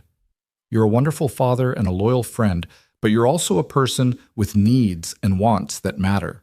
Turning Claire down was absolutely the right choice, but don't use it as an excuse to keep hiding behind your walls. I'm not hiding. You've been hiding since Vanessa left, building this fortress where nothing can hurt you because nothing can get in. And I understand why she destroyed you when she walked away. But Ryan, you can't let her damage define the rest of your life. The words hit harder than Ryan expected. He pulled his hand back, suddenly defensive. I'm fine, Mom. I've got Emma. I've got my work. I've got good friends. That's more than a lot of people have. It's enough to survive on. But is it enough to actually live? Diane leaned forward. I'm not saying you need to jump into some relationship tomorrow. I'm saying you need to stop using Emma and responsibility as shields against your own loneliness. That child deserves a father who shows her that love is worth the risk, not something to be avoided at all costs.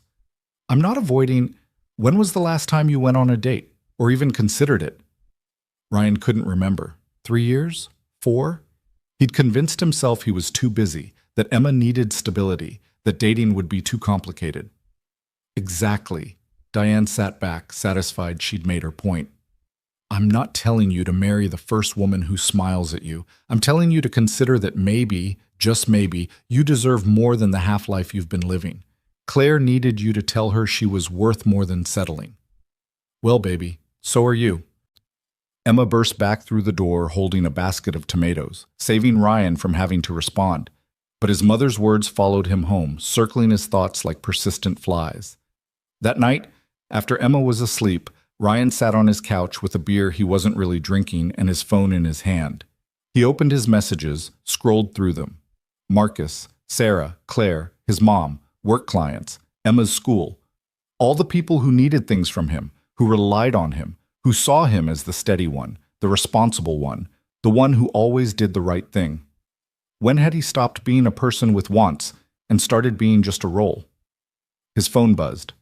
A text from an unknown number. Hi, Ryan. This is Karen from Swim Lessons. I hope it's okay that I got your number from the parent directory. I was wondering if you'd like to grab coffee sometime? No pressure, just thought it might be nice to talk to another single parent. Ryan stared at the message for a long moment. Karen was nice enough, friendly, put together, clearly interested. A year ago, he would have deleted it immediately. 6 months ago, he would have made an excuse. But sitting here in his quiet apartment with his mother's words still echoing, he typed back, Sure. When works for you? He hit send before he could overthink it. The response came quickly. Next Saturday, after swim lessons, there's a good coffee place near the community center. Sounds good. See you then. Ryan set his phone down and took a sip of his beer. It wasn't a grand gesture. It wasn't even really brave. It was just one small step toward considering that maybe, possibly, he deserved to want things for himself too. His phone buzzed again. This time it was Claire. Hey, I know it's late, but I wanted to tell you something. I told my therapist about what you said, about deserving someone who sees all of me. She said you were right, and she said I should tell you that you deserve the same thing, so I'm telling you. Don't settle for less than you're worth either, okay? Ryan smiled despite himself. Deal. Good luck with the move next weekend. Thanks. And Ryan, I'm glad you're in my life, even after everything. Me too. He meant it. The mess of the last week had been uncomfortable and complicated and had forced him to examine parts of himself he'd been avoiding. But it had also reminded him that he wasn't alone, that he had people who cared about him, that vulnerability didn't always lead to destruction. Sometimes it just led to truth. Ryan finished his beer and headed to bed, his mind quieter than it had been in days. The coffee date with Karen might be awkward or disappointing or led nowhere at all, but at least it was something. At least it was trying. And maybe that's all anyone could do. Keep trying, keep showing up, keep choosing integrity even when it was hard, and trust that eventually the right things would find their way into the spaces you'd been protecting. As he drifted towards sleep, Ryan thought about Claire moving into her new apartment, about Marcus planning a future with Sarah, about Emma growing up so fast it scared him sometimes. Everyone was moving forward, changing, taking risks. Maybe it was time he did the same. The week leading up to the coffee date passed in a blur of work and parenting and trying not to overthink what was essentially just coffee with another adult. Ryan found himself second-guessing the decision roughly 40 times a day, then reminding himself that his mother was right. He couldn't hide forever. Emma noticed something was different. On Thursday night, while they were making tacos together, she kept shooting him curious glances like she was trying to solve a puzzle. "You keep smiling at your phone," she finally said, wielding a cheese grater with the confidence of a much older person. "Do I?" "Yeah, like when Uncle Marcus talks about Sarah. Are you texting a girl?" Ryan nearly dropped the tomato he was chopping. "What?" "No, I mean, sort of. It's just coffee with someone from your swim class." Emma's eyes went wide. "Riley's mom?" "Yes, but it's not a big deal. Just two adults having coffee and talking." "That's what a date is, Dad. It's not—" "Okay, maybe it's kind of a date, but a very casual one, nothing serious." Emma set down the grater and crossed her arms, suddenly looking way too much like Ryan's mother. "Do you like her?" "I don't really know her well enough to like her yet. That's what coffee is for, getting to know someone." "But you want to get to know her?" Ryan put down the knife and crouched to Emma's level. "I want to try being open to meeting new people. That doesn't mean anything's going to change with us. You're still my #1 priority, always." Emma considered this with the seriousness of a judge weighing evidence. "Okay, but if she's mean to you, I'm going to tell her off." Ryan laughed and pulled her into a hug. "Deal. Now finish grating that cheese before we starve." Friday brought a text from Claire with photos of her new apartment, bare walls and boxes everywhere, but the exposed brick she'd been excited about was even better in person. Ryan sent back encouragement and an offer to help her move furniture if she needed it, which she politely declined, saying Marcus and some friends from work had already volunteered. Saturday morning arrived with Emma bouncing around the apartment like she'd consumed pure caffeine for breakfast. Swim lessons couldn't come fast enough for her, apparently, because she kept asking if it was time to leave yet, even though they had 45 minutes to spare. "Why are you so excited?" Ryan asked, watching her try on 3 different swimsuits before settling on the first one. "Because you have a date after, and I want to make sure you look good." "It's not—" "Never mind." There was no point arguing with a 9-year-old who'd already made up her mind. "What's wrong with how I look?" Emma studied him critically. "You're wearing your boring work jeans, and that shirt has a stain on it." Ryan looked down. She was right about the stain, something that looked suspiciously like wood glue near the hem. "Okay, fashion police, what should I wear?" 20 minutes and a complete outfit change later, Ryan was wearing jeans Emma deemed acceptable and a dark blue Henley that apparently made his eyes look nice. He felt ridiculous taking fashion advice from his daughter, but when they arrived at the community center and Karen smiled at him with obvious appreciation, he silently thanked Emma's eye for detail. Swim lessons passed in their usual chaos of splashing and whistle-blowing and kids shrieking with delight. Ryan tried to focus on watching Emma improve her backstroke, but his eyes kept drifting to Karen sitting 3 rows up, her blonde hair pulled into a ponytail, laughing at something another parent said. She caught him looking once and waved. Ryan waved back, feeling like a teenager instead of a 32-year-old father. When lessons ended, Emma bounded over, dripping wet and grinning. "I did 3 full laps without stopping." "I saw. I'm so proud of you." Ryan wrapped her in her towel. "Listen, Mrs. Chen is going to pick you up in about 10 minutes and take you to her place for a few hours. Is that okay?" "Because of your date?" "Because I'm having coffee with Karen." "Yes." "Good luck, Dad." Emma hugged him, getting his shirt wet in the process. "Remember, if she's mean to you, I'm going to tell her off." Noted. Mrs. Chen arrived right on schedule, greeting Emma with the warmth of a grandmother, even though they weren't related. Ryan thanked her profusely, confirmed he'd pick Emma up by 2, and watched them leave before turning to find Karen approaching. "Ready?" she asked, her smile easy and genuine. "Yeah, there's a place called Brewhaven about 2 blocks from here. They make a great cappuccino." "Lead the way." They walked in comfortable enough silence, the morning sun already warm on their shoulders. Brewhaven was busy but not packed, the kind of local coffee shop with mismatched furniture and local art on the walls that Ryan had always preferred over the corporate chains. They ordered cappuccino for him, iced latte for her, and found a small table by the window. So, Karen started, wrapping her hands around her cup. I have to admit, I'm a little nervous. I haven't done this in a while. Done what? Had coffee? She laughed. Had coffee with an attractive man who I asked out like some kind of brave person. For what it's worth, I haven't done this in about 9 years, so you're doing better than me. 9 years? Really? Ryan nodded. Emma's mom left when she was 3 months old. I've been pretty focused on being a dad since then. Dating wasn't really on my radar. Karen's expression softened. That must have been incredibly hard. It was, but we figured it out. Ryan took a sip of his cappuccino, grateful for something to do with his hands. What about you? Riley's dad? He's a good father, just a terrible husband. We divorced 2 years ago. Amicable enough, shared custody, the whole modern family thing. She traced patterns in the condensation on her glass.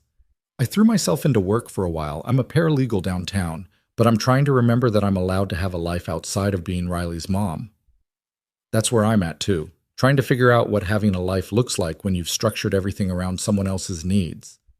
It's weird, right? Like you forget how to be a person instead of just a parent. Exactly. Ryan felt some of the tension ease from his shoulders. This was just talking. Just two people trying to navigate the same complicated territory. So what do you do for fun? When you're not being Riley's mom or working? Honestly, I've been trying to figure that out. I used to paint before Riley was born, but I haven't picked up a brush in years. What about you? Woodworking. I do custom carpentry on the side, building furniture, cabinetry. It's good work. Lets me think while my hands stay busy. That's actually really impressive. I can barely hang a picture frame without it ending up crooked. They fell into easier conversation after that, trading stories about parenting mishaps and work frustrations and the small victories that made the hard days worth it. Karen was funny and self-deprecating and genuinely interested when Ryan talked about a coffee table he was building.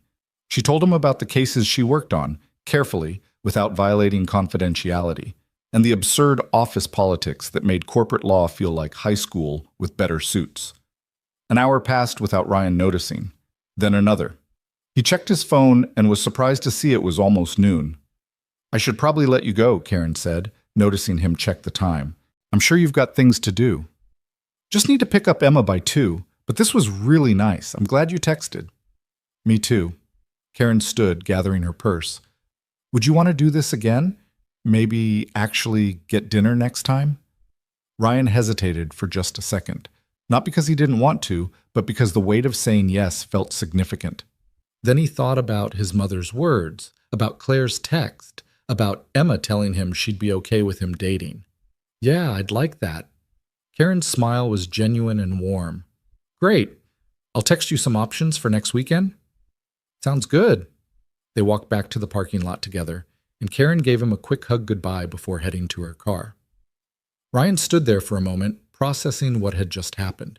He'd gone on a date, an actual, honest-to-God date, and it had been nice, easy, normal. He was still smiling when his phone rang. Marcus. Hey, what's up? Where are you? You sound weird. I'm at the community center, just had coffee with someone. A pause. Coffee with someone? Like a date someone? Maybe. Yeah, kind of.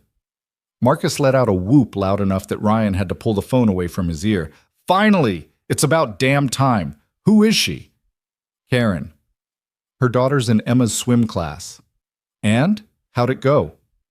Good. Really good, actually. We're getting dinner next weekend. Ryan Miller willingly going on a second date. I never thought I'd see the day. Marcus's voice was full of pride and amusement. I'm happy for you, man. Seriously. It's just coffee and maybe dinner. Don't make it a bigger deal than it is. Too late. I'm already planning the wedding. Sarah's going to lose her mind when I tell her. Please don't. Already texting her. Anyway, I actually called because I need a favor. Claire's move is tomorrow and one of her friends bailed. Can you help us with the heavy stuff? Should only take a few hours. Ryan didn't even have to think about it. Of course. What time? 9? I'll bring the truck. See you then. Ryan picked up Emma from Mrs. Chen's place and spent the afternoon listening to her pepper him with questions about the coffee date.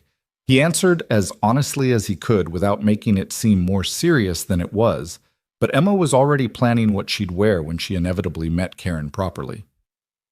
That night, after Emma fell asleep, Ryan texted Karen, "Thanks again for coffee. I had a really good time." Her response came quickly. "Me too. Looking forward to dinner next weekend. Sleep well." Ryan set his phone on his nightstand and stared at the ceiling, feeling something he hadn't felt in years. Not quite hope. That felt too presumptuous. But possibility. The sense that maybe his mother was right, that maybe there was more to life than just surviving day to day, that maybe he was allowed to want things for himself. Sunday morning arrived too early. Ryan left Emma with his mother, who gave him a knowing look but mercifully didn't comment, and drove to Claire's old place. Marcus's truck was already there, along with a small moving van and several people Ryan didn't recognize, probably Claire's coworkers. Claire emerged from the guest house carrying a box of books, her hair tied back in a bandana, wearing paint-stained jeans and an old college t-shirt. She looked lighter somehow, less burdened than she had 2 weeks ago. "Hey," she said, setting the box in the truck bed. "Thanks for coming." "Of course. What do you need me to grab?" "Most of the furniture is already loaded, just some boxes left in the bookshelf in the bedroom. Fair warning, it's heavy and awkward." Ryan and Marcus tackled the bookshelf while Claire directed traffic with the smaller boxes. The work was familiar and grounding, the kind of physical labor that let Ryan's mind wander. He thought about the coffee date, about the dinner plan for next weekend, about how strange it felt to be moving forward after so long standing still. "You're quiet," Marcus said as they maneuvered the bookshelf through the narrow doorway. "Everything okay?" "Yeah, just thinking." "About your date yesterday?" "How do you already know about that?" "Sarah told Claire, and Claire told me. The network of information around here is airtight, brother." Marcus grinned. "So? How was it?" "Good. She's nice. Easy to talk to." "That's it? Just nice?" Ryan adjusted his grip on the bookshelf. "I'm not going to overthink one coffee date, Marcus. We're having dinner next weekend. We'll see where it goes from there." "Fair enough. I'm just glad you're trying." They loaded the bookshelf and made the drive to Claire's new apartment downtown. The building was older but well-maintained, with big windows and original hardwood floors. Claire's unit was on the 3rd floor with a view of the city skyline that was genuinely impressive. "This is amazing," Ryan said, setting down a box in what would become her living room. "Right? I fell in love with it the second I saw it." Claire opened the windows, letting in fresh air and city sounds. "It's mine. Not mine and someone else's. Not a temporary stop between relationships. Just mine." Marcus wrapped an arm around her shoulders. "I'm proud of you, little sister." "Thanks, big brother. Now help me figure out where this couch should go." They spent the next 3 hours arranging furniture and unpacking boxes and debating the merits of various decorating choices. Claire's friends ordered pizza, and they all sat on the floor eating and laughing while Claire told embarrassing stories about Marcus from when they were kids. Around 2, people started filtering out. Ryan stayed to help Marcus install Claire's curtain rods while she assembled a bookshelf in the corner. The easy rhythm of working alongside his best friend, helping his sister build a new life, felt right in a way Ryan couldn't quite articulate. "Can I ask you something?" Claire said during a quiet moment while Marcus was in the bathroom. "Sure." "Marcus told me you went on a date. How do you feel about that?" Ryan considered the question. "Honestly, terrified and hopeful in equal measure." "That sounds about right," Claire smiled. "For what it's worth, I think it's great. You deserve to have someone see you the way you saw me. Someone who understands that you're more than just the roles you play." "Thanks, Claire. And hey, if it doesn't work out with swim class mom, you've got options. I know at least 3 women at my company who would jump at the chance to date a single dad who actually has his life together." Ryan laughed. "I appreciate the vote of confidence, but let's see how dinner goes first." Marcus returned and they finished the curtain rods. By the time they left, Claire's apartment looked like an actual home instead of just a collection of boxes. She hugged them both at the door, thanking them profusely. "You good here?" Marcus asked. "Got everything you need?" "I'm perfect. Now go. I want to enjoy my space." Ryan and Marcus headed downstairs to the truck. The afternoon sun was starting to soften, painting the city in golden light. "You know what I realized?" Marcus said as they climbed into the cab. This is the first time in my adult life that everyone I care about is actually doing okay. Sarah and I are solid, Claire's healing and moving forward, and you're finally letting yourself consider that maybe you deserve some happiness too. Don't jinx it. I'm serious. We've all been through some heavy stuff, divorces, breakups, betrayals, all of it. But we came out the other side. That's worth celebrating. Marcus was right. A month ago, Ryan had been coasting through life, convinced that maintaining the status quo was the same as being content. Now Claire was building a new life in a new apartment, Marcus was planning a future with Sarah, and Ryan had agreed to a second date with a woman who made him laugh. They'd all been changed by the events of the last few weeks, but maybe that was okay. Maybe change was just another word for growth. Marcus dropped Ryan back at his truck. Dinner at my place next Saturday? Assuming you don't have another hot date. My date's Friday. Saturday works. Look at you having a social calendar. I'm so proud. Marcus's grin was infectious. See you then, brother. Ryan drove to his mother's house to pick up Emma. She was in the backyard picking herbs from Diane's garden, her hands stained green and her face flushed with summer heat. How was the move? Diane asked, walking Ryan into the kitchen. Good. Claire's place is great. She seems really happy. And how are you? Ryan knew what she was really asking. I had coffee with someone yesterday. Karen, from Emma's swim class. We're having dinner on Friday. Diane's face lit up. Ryan, that's wonderful. It's just dinner, Mom. It's more than just dinner. It's you finally admitting that you're allowed to want things for yourself. She pulled him into a hug, fierce and loving. I'm proud of you, baby. Don't make a big deal out of it. Too late. She released him and called for Emma. Your father's ready to go. Emma came running, dirty and happy, already talking about the tomatoes she'd picked and the recipe she and Grandma had found online. Ryan listened with half his attention, the other half still processing the weekend's events. That night, after Emma was in bed, Ryan sat on his couch with his laptop open, looking at restaurant options for Friday. Nothing too fancy. He didn't want to make Karen uncomfortable, but nice enough to show he'd put thought into it. He finally settled on an Italian place in Midtown that had good reviews and reasonable prices. He was about to close his laptop when a message popped up from Claire. Thanks again for today. The apartment looks amazing. Also, Marcus told me about your date. I'm really happy for you. You deserve all the good things.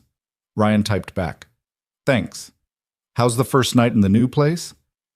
A little lonely, but good. I keep walking around touching the walls like I can't believe they're mine. That's not weird at all. Shut up. I'm having a moment. Ryan smiled at his screen. Enjoy your moment. Talk tomorrow. Night, Ryan. He closed the laptop and looked around his own apartment. It was smaller than Claire's new place, less impressive, filled with Emma's chaos and his functional furniture. But it was home. And for the first time in a long time, Ryan felt like maybe that was enough to build on rather than just enough to survive in. The week crawled toward Friday with agonizing slowness. Emma reminded him approximately 17 times that he had a date, offering increasingly specific fashion advice. Marcus texted him daily with terrible dating tips that Ryan ignored. Even his mother called Wednesday night to make sure he was still going through with it. I'm going, Mom. I'm not backing out. Good, because if you cancel on that poor woman, I'm going to be very disappointed. The pressure is really helping my nerves, thank you. Diane laughed. You're going to be fine. Just be yourself. That's more than enough. Friday finally arrived. Ryan dropped Emma at Marcus and Sarah's place for the evening, enduring both of their enthusiastic encouragement and Sarah's insistence that he text her details later. Then he drove home, changed into the outfit Emma had laid out for him, dark jeans and a button-down she'd declared grown up but not trying too hard, and headed to meet Karen. The restaurant was perfect. Not too crowded, warm lighting, quiet enough to have a real conversation. Karen was already there, wearing a blue dress that brought out her eyes, her hair down for the first time since Ryan had met her. You look great, he said, meaning it. So do you. Is that shirt new? No, my daughter just has better fashion sense than I do. Karen laughed and they were off, falling into the same easy conversation from the coffee date, but deeper now, more personal. She told him about her divorce, about the relief of leaving a marriage that had been wrong for years, about rebuilding her life as a single mother. Ryan shared his own story about Vanessa's abandonment, about learning to be a father alone, about the years he'd spent convincing himself that was enough. "Do you think it was enough?" Karen asked. "Or were you just telling yourself that?" Ryan considered the question honestly. "Both, maybe. It was enough to keep me going, to give me purpose. But I think I was also hiding behind it, using Emma and responsibility as excuses not to risk getting hurt again." "That makes sense.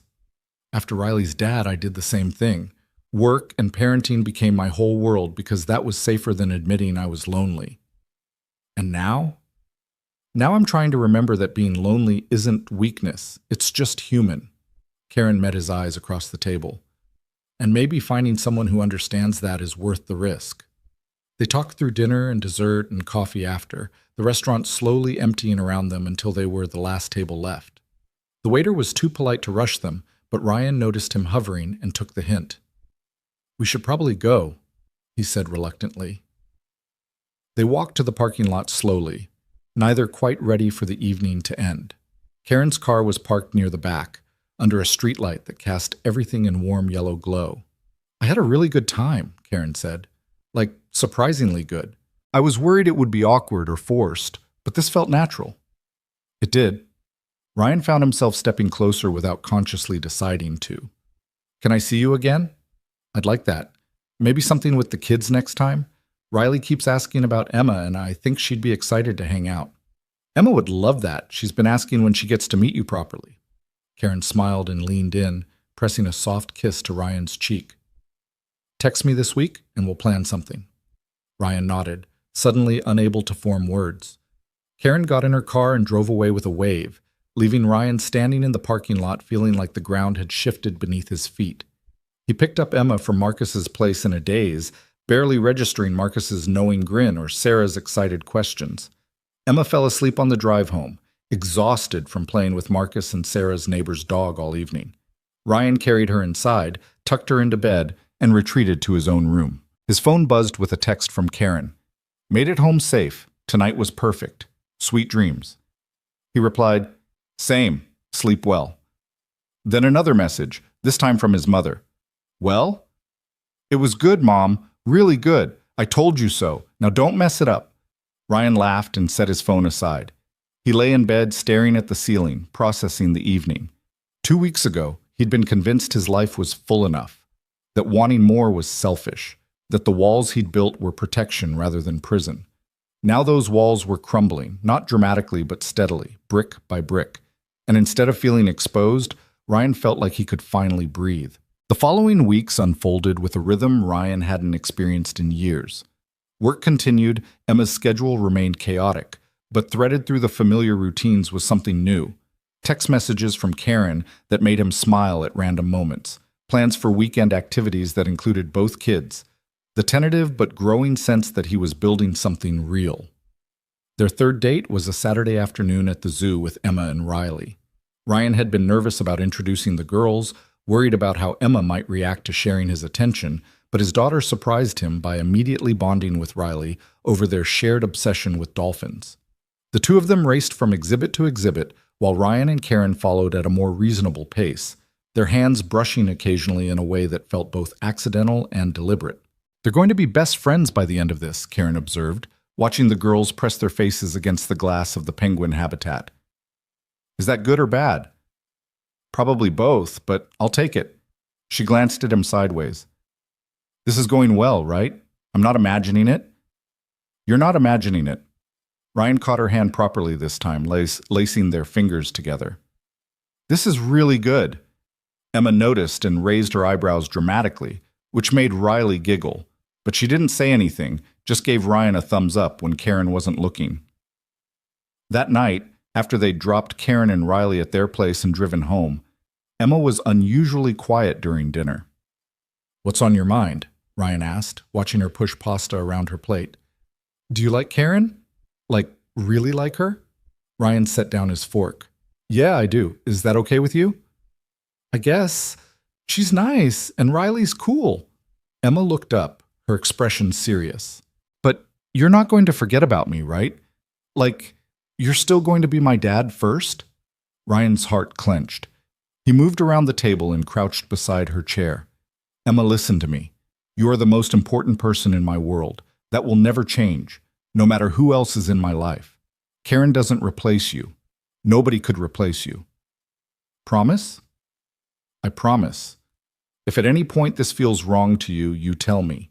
Your happiness matters more than anything. Emma considered this, then nodded. Okay, but I still get to tell her off if she's mean to you. Deal. Ryan hugged her tight. I love you, kiddo. Love you too, Dad. The next morning, Ryan was installing cabinet hardware in a client's kitchen when Marcus called. You busy? Working. What's up? I'm asking Sarah to move in, tonight. I wanted to give you a heads up in case I completely screw it up and need somewhere to hide. Ryan smiled, tightening a screw. You're not going to screw it up. She's crazy about you. Yeah, but what if it's too soon? What if she thinks I'm rushing things? Marcus, you've been together almost 6 months and you're both in your 30s. You're not rushing anything. You're just ready. A pause. When did you become the relationship expert? When I started actually having one. Ryan stepped back to check the alignment of the cabinet door. You've got this, brother. Trust yourself. Thanks, man. That actually helps. Marcus hesitated. And hey, how are things with Karen? Emma handling it okay? Better than I expected. They had a talk last night and she gave her approval, with the caveat that she reserves the right to defend my honor if necessary. Marcus laughed. That's my goddaughter. Listen, we're having people over next weekend. Barbecue at Sarah's place. You should bring Karen and the girls. Let her meet the whole crew properly. Ryan's stomach flipped. Meeting the extended friend group felt significant, like crossing some invisible threshold into real relationship territory. But he found himself saying yes anyway. That evening, Marcus sent a group text with a photo of Sarah's hand wearing an engagement ring and the message, she said yes, I'm the luckiest man alive. The responses flooded in immediately. Congratulations from everyone, heart emojis from Sarah's friends, Claire sending a string of celebration gifs. Ryan added his own message of genuine happiness, then called Marcus directly. Congratulations, I'm really happy for you guys. Thanks. I was terrified she'd say it was too fast, but she just started crying and said she was wondering when I'd ask. Marcus sounded breathless with joy. Ryan, I didn't know it could be like this. Just wanting someone's happiness more than your own, wanting to build a whole life around making sure they're okay. You deserve this, Marcus. Both of you do. So do you, man. With Karen, I see the way you look when you talk about her. That's real. After they hung up, Ryan sat on his couch processing the news. His best friend was getting married. Claire had her own apartment and was rebuilding her confidence. And Ryan himself was dating someone who made him laugh and didn't run screaming from the complications of single parenthood. 3 weeks ago, his life had been static, predictable, safe. Now everything was in motion, and instead of being terrifying, it felt like finally waking up after a long sleep. The barbecue the following Saturday was exactly as chaotic as Ryan expected. Sarah's backyard was full of people, Marcus's friends from high school, Sarah's art world connections, neighbors who'd been invited because Sarah believed in community. Claire showed up with a guy she introduced as just a friend, but who clearly wanted to be more, based on how he looked at her. Ryan arrived with Karen and the girls, who immediately abandoned the adults to join the other kids playing in the corner of the yard. Karen took his hand as they navigated through the crowd, and Ryan felt eyes tracking them with curiosity. You okay? Karen asked quietly. Yeah. Just not used to being the center of attention. We could make out dramatically and really give them something to talk about. Ryan laughed, the tension breaking. Let's save that for date 4. They found Marcus manning the grill, wearing a ridiculous apron that said Grill Master Supreme, and looking happier than Ryan had ever seen him. Sarah was beside him, her engagement ring catching the sunlight, directing traffic with the ease of someone who loved hosting. There they are! Marcus abandoned the grill to pull Ryan into a hug, then turned to Karen. You must be Karen. I've heard a lot about you. All good things, I hope. Mostly. Ryan did mention you have questionable taste in coffee orders. Karen laughed. Iced lattes are perfectly respectable. That's what someone with questionable taste would say. Marcus grinned and gestured them toward the drinks. Help yourselves. Food should be ready in about 20 minutes. Claire appeared from the kitchen carrying a bowl of pasta salad. She spotted Ryan and Karen and made her way over. Hey, you must be Karen. I'm Claire, Marcus's sister and Ryan's friend who made things spectacularly awkward a few weeks ago. Karen blinked, clearly not sure how to respond to that level of honesty. Ryan jumped in. Claire's exaggerating, barely awkward at all. I'm really not, but we can pretend if it makes you feel better. Claire set down the bowl and extended her hand to Karen. Seriously, though, it's nice to meet you. Ryan's been different lately, lighter. That's a good thing. Thanks, I think. Karen shook her hand, looking slightly overwhelmed. Come on, I'll introduce you to some of the less intimidating people. Claire steered Karen toward a group of Sarah's friends, leaving Ryan alone for a moment.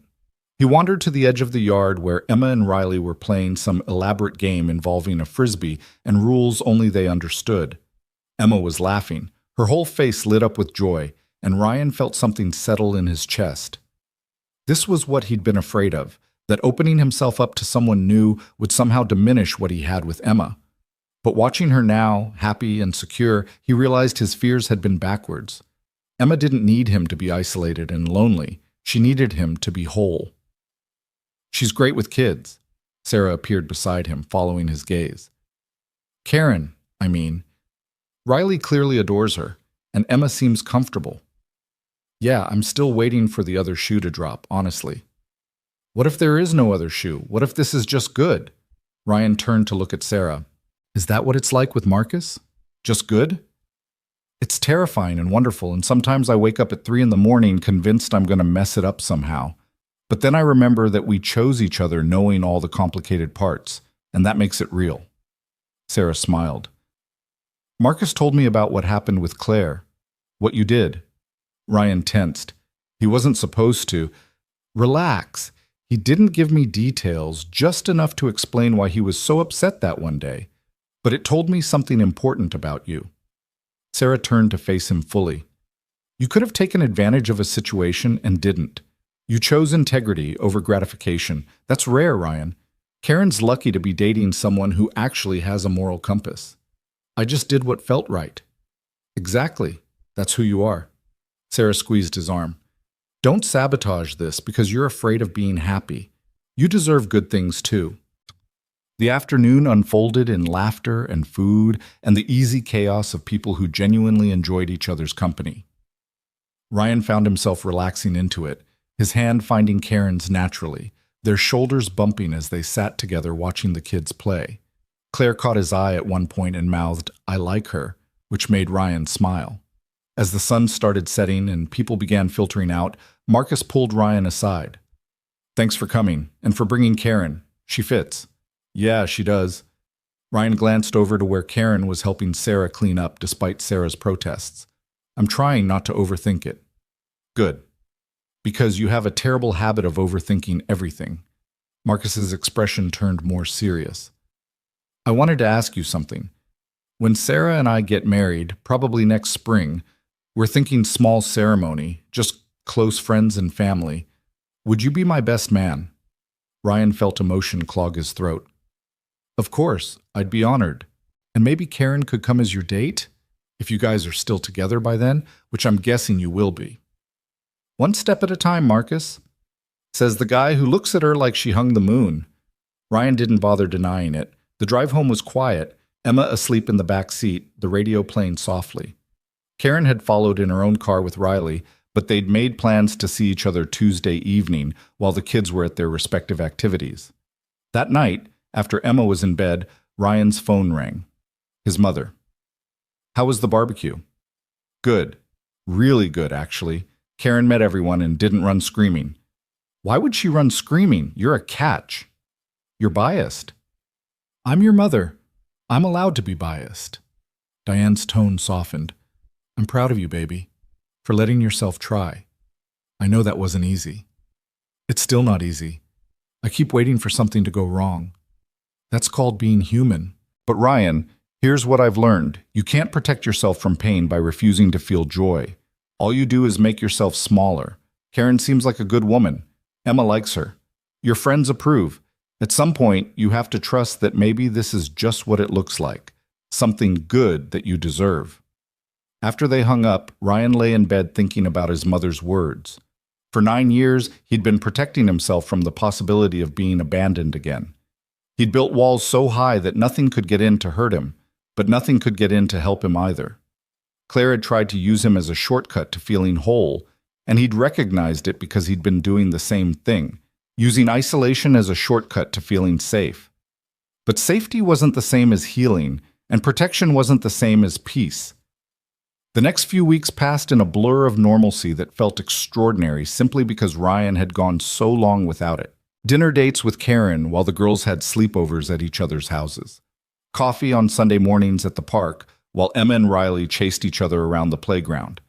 Karen coming to one of Emma's swim meets and cheering louder than anyone. Ryan meeting Karen's parents over brunch and surviving their polite interrogation about his intentions. And slowly, carefully, the conversation started shifting from "we're dating" to "we're building something together." It was Karen who brought it up first on a Thursday evening in late August.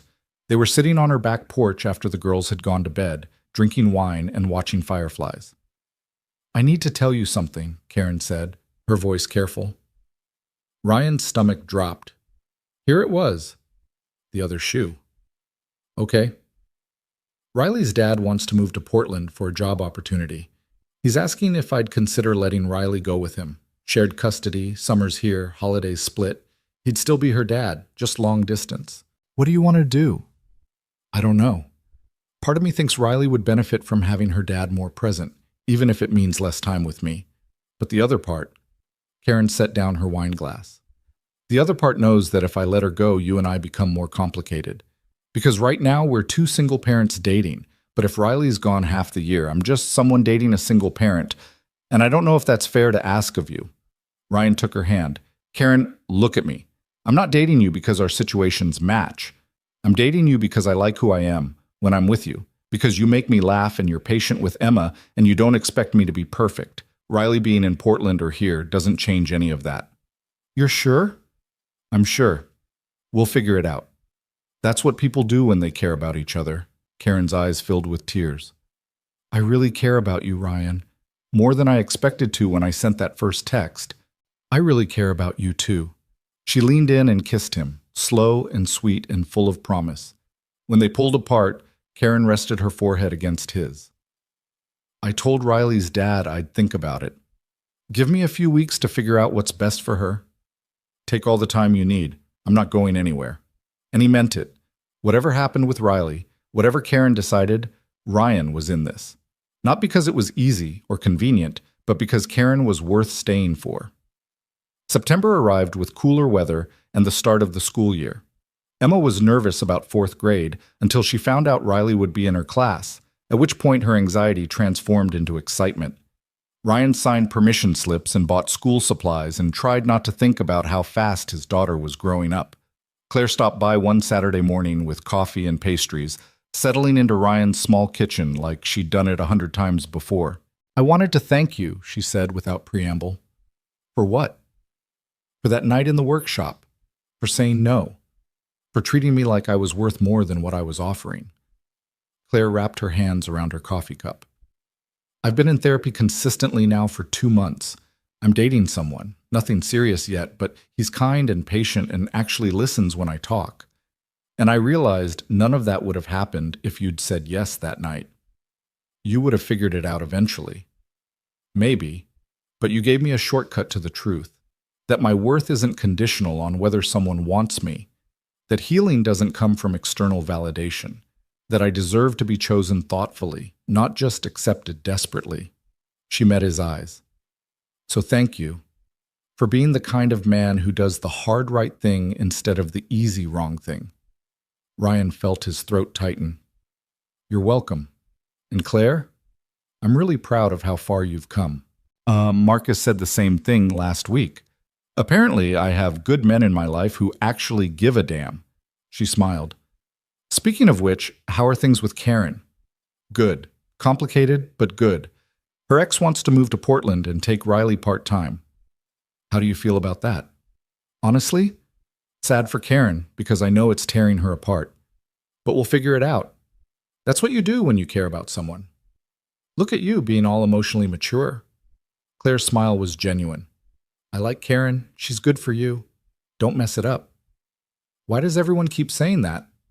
Because we all want you to be happy, and you have a tendency to self-sabotage when things are going well. Ryan couldn't argue with that. October brought Marcus and Sarah's engagement party, a backyard affair with string lights and Sarah's art friends mingling with Marcus's contractor buddies in a surprisingly harmonious blend. Ryan stood with Karen on the edge of the crowd, watching his best friend dance with his fiancée, both of them glowing with happiness. That'll be us someday, Karen said softly. Ryan looked at her surprised. Yeah? Yeah, I mean, not tomorrow, but eventually, if you want that. I do want that. The words came easier than Ryan expected. With you, when we're ready. Karen squeezed his hand and they stayed like that, watching their friends celebrate while quietly acknowledging their own future taking shape. Later that night, after dropping Karen and Riley home, Ryan found Emma still awake, reading in bed. You're supposed to be asleep, he said from the doorway. I was waiting for you. Did you have fun? I did. Ryan sat on the edge of her bed. Can I ask you something serious? Emma set down her book, suddenly alert. Okay. How would you feel if, someday down the line, Karen and I got married, and maybe we all lived together, you and me and Karen and Riley? Emma was quiet for a long moment, her face scrunched in concentration. Would you still be my dad? Like, just mine? Always. Nothing and nobody could change that. And would we still have our Saturday morning pancakes? Just us? Absolutely. Some things are sacred. Emma nodded slowly. Then I think it would be okay. Riley's cool, and Karen makes you happy. That's important. Ryan pulled her into a hug, overwhelmed by his daughter's wisdom and generosity. When did you get so smart? I've always been smart, you just weren't paying attention. He laughed and kissed her forehead. Go to sleep, wise guy. Love you, Dad. Love you too, Em. November arrived with bare trees and early darkness, and Karen made her decision about Riley. She would let her daughter spend the school year in Portland with her father, returning for summers and holidays. It was the hardest decision Ryan had watched someone make, but Karen did it with grace and certainty that it was what Riley needed. She deserves to really know her dad, Karen said, crying in Ryan's arms the night after she'd told Riley. Not just weekend visits and awkward dinners, she deserves the daily stuff, the homework help and goodnight kisses, and just being present. You're an amazing mother, Ryan told her. Riley's going to understand that someday. I hope so. Right now she's just excited about the adventure. Riley left for Portland the week before Thanksgiving. Karen was devastated but holding it together, and Ryan made sure to be there, not fixing it or making it better, just being present while she grieved the daily presence of her daughter. They spent Thanksgiving together, Ryan and Emma and Karen, plus Marcus and Sarah and Claire. It wasn't traditional, but it was family, chosen and built and real. Around the table, sharing food and stories and laughter, Ryan realized this was what he'd been missing all those years. Not romance specifically, but connection, community, the willingness to let people in even when it was scary. December brought Christmas preparations, and Karen asking if she could spend the holiday with Ryan and Emma since Riley would be with her father in Portland. Emma enthusiastically agreed, already planning what presents to get for Karen. On Christmas Eve, after Emma had finally fallen asleep, Ryan and Karen sat by the small tree in his living room, drinking hot chocolate and watching the lights blink. I have something for you, Karen said, pulling a small wrapped box from her purse. It's not much, but I wanted you to have it. Ryan opened it to find a simple leather bracelet with a small silver charm, a compass. So you always know where home is, Karen said softly, no matter where life takes you. Ryan felt his eyes burn. He pulled her close, kissing her with all the emotion he couldn't put into words. When they separated, he reached under the couch and retrieved his own wrapped present. Karen opened it to reveal a framed photograph from Marcus's engagement party. The two of them caught mid-laugh, Karen's head on Ryan's shoulder, both looking genuinely, completely happy. So you remember that we're building something real, Ryan said, even on the hard days when Riley's far away and everything feels complicated. Karen started crying, happy tears this time. I love you, Ryan Miller. I love you too, Karen. They'd both been so careful with those words, waiting for the right moment, not wanting to rush. But sitting there on Christmas Eve with the tree lights glowing and Emma asleep down the hall and the future stretching out before them, it felt exactly right. January brought a new year and new rhythms. Ryan and Karen officially decided to date exclusively with the intention of seeing where it led. Emma adjusted to fourth grade and FaceTimed with Riley every week, their friendship surviving the distance. Marcus and Sarah set their wedding date for April, and Ryan started working on a handcrafted gift, a jewelry box made from reclaimed wood, every joint perfect, every surface smooth. On a cold Saturday in February, almost 6 months after that night in Marcus's workshop, Claire stopped by Ryan's place unannounced. She had someone with her, the guy she'd been dating, whose name was David and who looked appropriately nervous to meet her brother's best friend. "We're getting serious," Claire announced, "and I wanted you to meet him properly, since your opinion matters." Ryan shook David's hand, noting the firm grip and direct eye contact. They talked for an hour about David's work as a high school teacher, his love of hiking, his own journey through therapy after a difficult divorce. Ryan watched how he looked at Claire, with genuine interest and respect, like she was someone worth knowing deeply. After they left, Emma appeared from her room where she'd been doing homework. "He's good for her, right?" she asked. "Yeah, kiddo, I think he is." "Good. Aunt Claire deserves someone nice." Ryan smiled at the casual way Emma had claimed Claire as family, because that's what they all were now. Marcus and Sarah, Claire and David, Karen and Riley, Emma and Ryan. Not connected by blood necessarily, but by choice and commitment and showing up for each other when it mattered. March brought warmer weather, and Ryan and Karen's first major disagreement, something stupid about scheduling that spiraled into both of them being tired and stressed and taking it out on each other. They said things they didn't mean, and Karen left angry. Ryan stewed for an hour before calling Marcus. "I think I messed up," he admitted. "What happened?" Ryan explained, and Marcus listened without judgment. "So go apologize," Marcus said simply. "That's what adults do. You say you're sorry, you talk it through, you do better next time. What if she doesn't want to talk? Then you wait until she's ready and you try again." Ryan, relationships aren't perfect. They're just two imperfect people deciding they're worth the work. Are you and Karen worth the work? Yeah, absolutely. Then do the work. Ryan drove to Karen's place and knocked on the door. When she answered, her eyes were red from crying. "I'm sorry," he said immediately. "I was stressed about a deadline, and I took it out on you instead of communicating like an adult. That was wrong." "I'm sorry too. I was feeling guilty about Riley being so far away, and I projected that onto you." Karen stepped aside. "Come in. Let's talk properly." They spent 2 hours on her couch working through the fight, unpacking what was really bothering each of them, learning how to communicate better. It wasn't easy or comfortable, but when they were done, Ryan felt closer to her than he had before the argument. "We're going to have more fights," Karen said. "That's normal." "I know, but as long as we keep choosing each other after the fights, we'll be okay." Deal. April arrived with cherry blossoms and Marcus's wedding. Ryan stood beside his best friend in a rented tux, watching Sarah walk down the aisle in her grandmother's restored wedding dress. Emma was a flower girl, taking her job very seriously. Karen sat in the third row next to Claire and David, smiling at Ryan every time he caught her eye. The ceremony was simple and heartfelt. Marcus cried during his vows, and Sarah laughed through hers, and when they kissed, the whole room erupted in cheers. At the reception, Ryan gave a toast about friendship and loyalty, and finding people who made you want to be better. Marcus hugged him so hard Ryan could barely breathe. "Thank you," Marcus said, "for everything, for being there through all of it." That's what family does.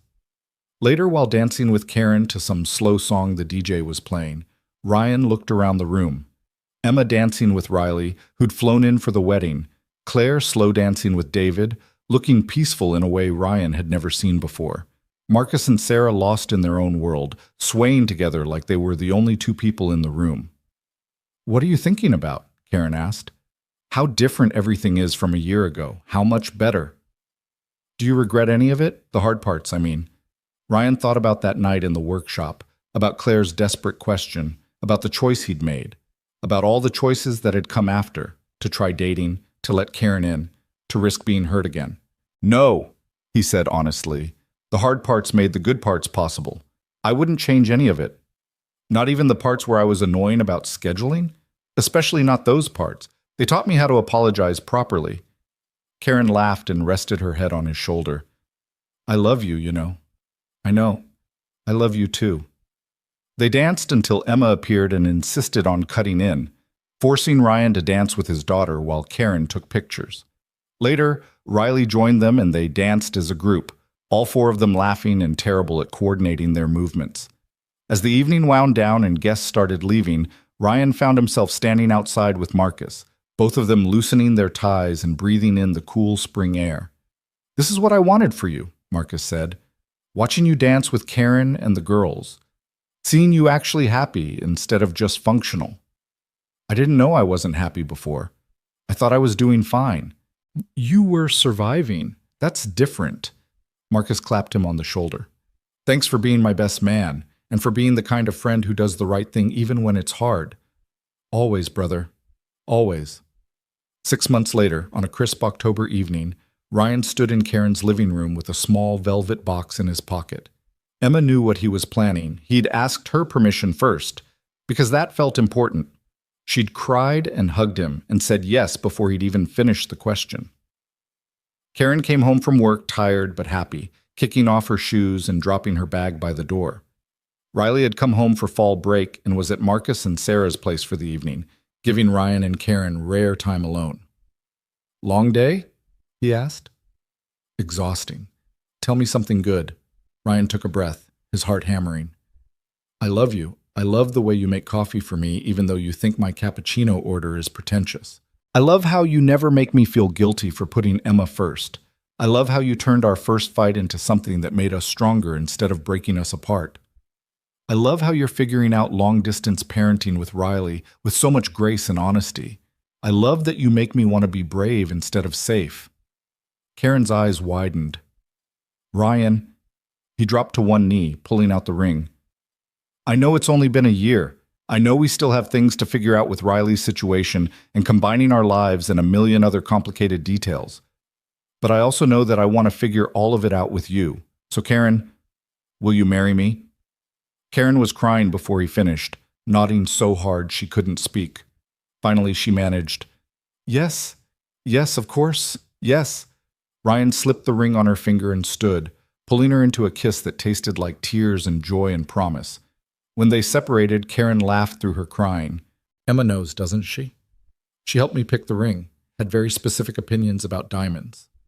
Of course she did. Karen looked at the ring, simple and perfect. When should we tell her and Riley officially? Emma's waiting at Marcus's place with Riley. I figured we could head over there and tell them together. You planned this whole thing. I had help. Marcus and Sarah are in on it too, and Claire, and my mom. Actually, pretty much everyone knew except you. Karen laughed harder. I can't believe I didn't suspect anything.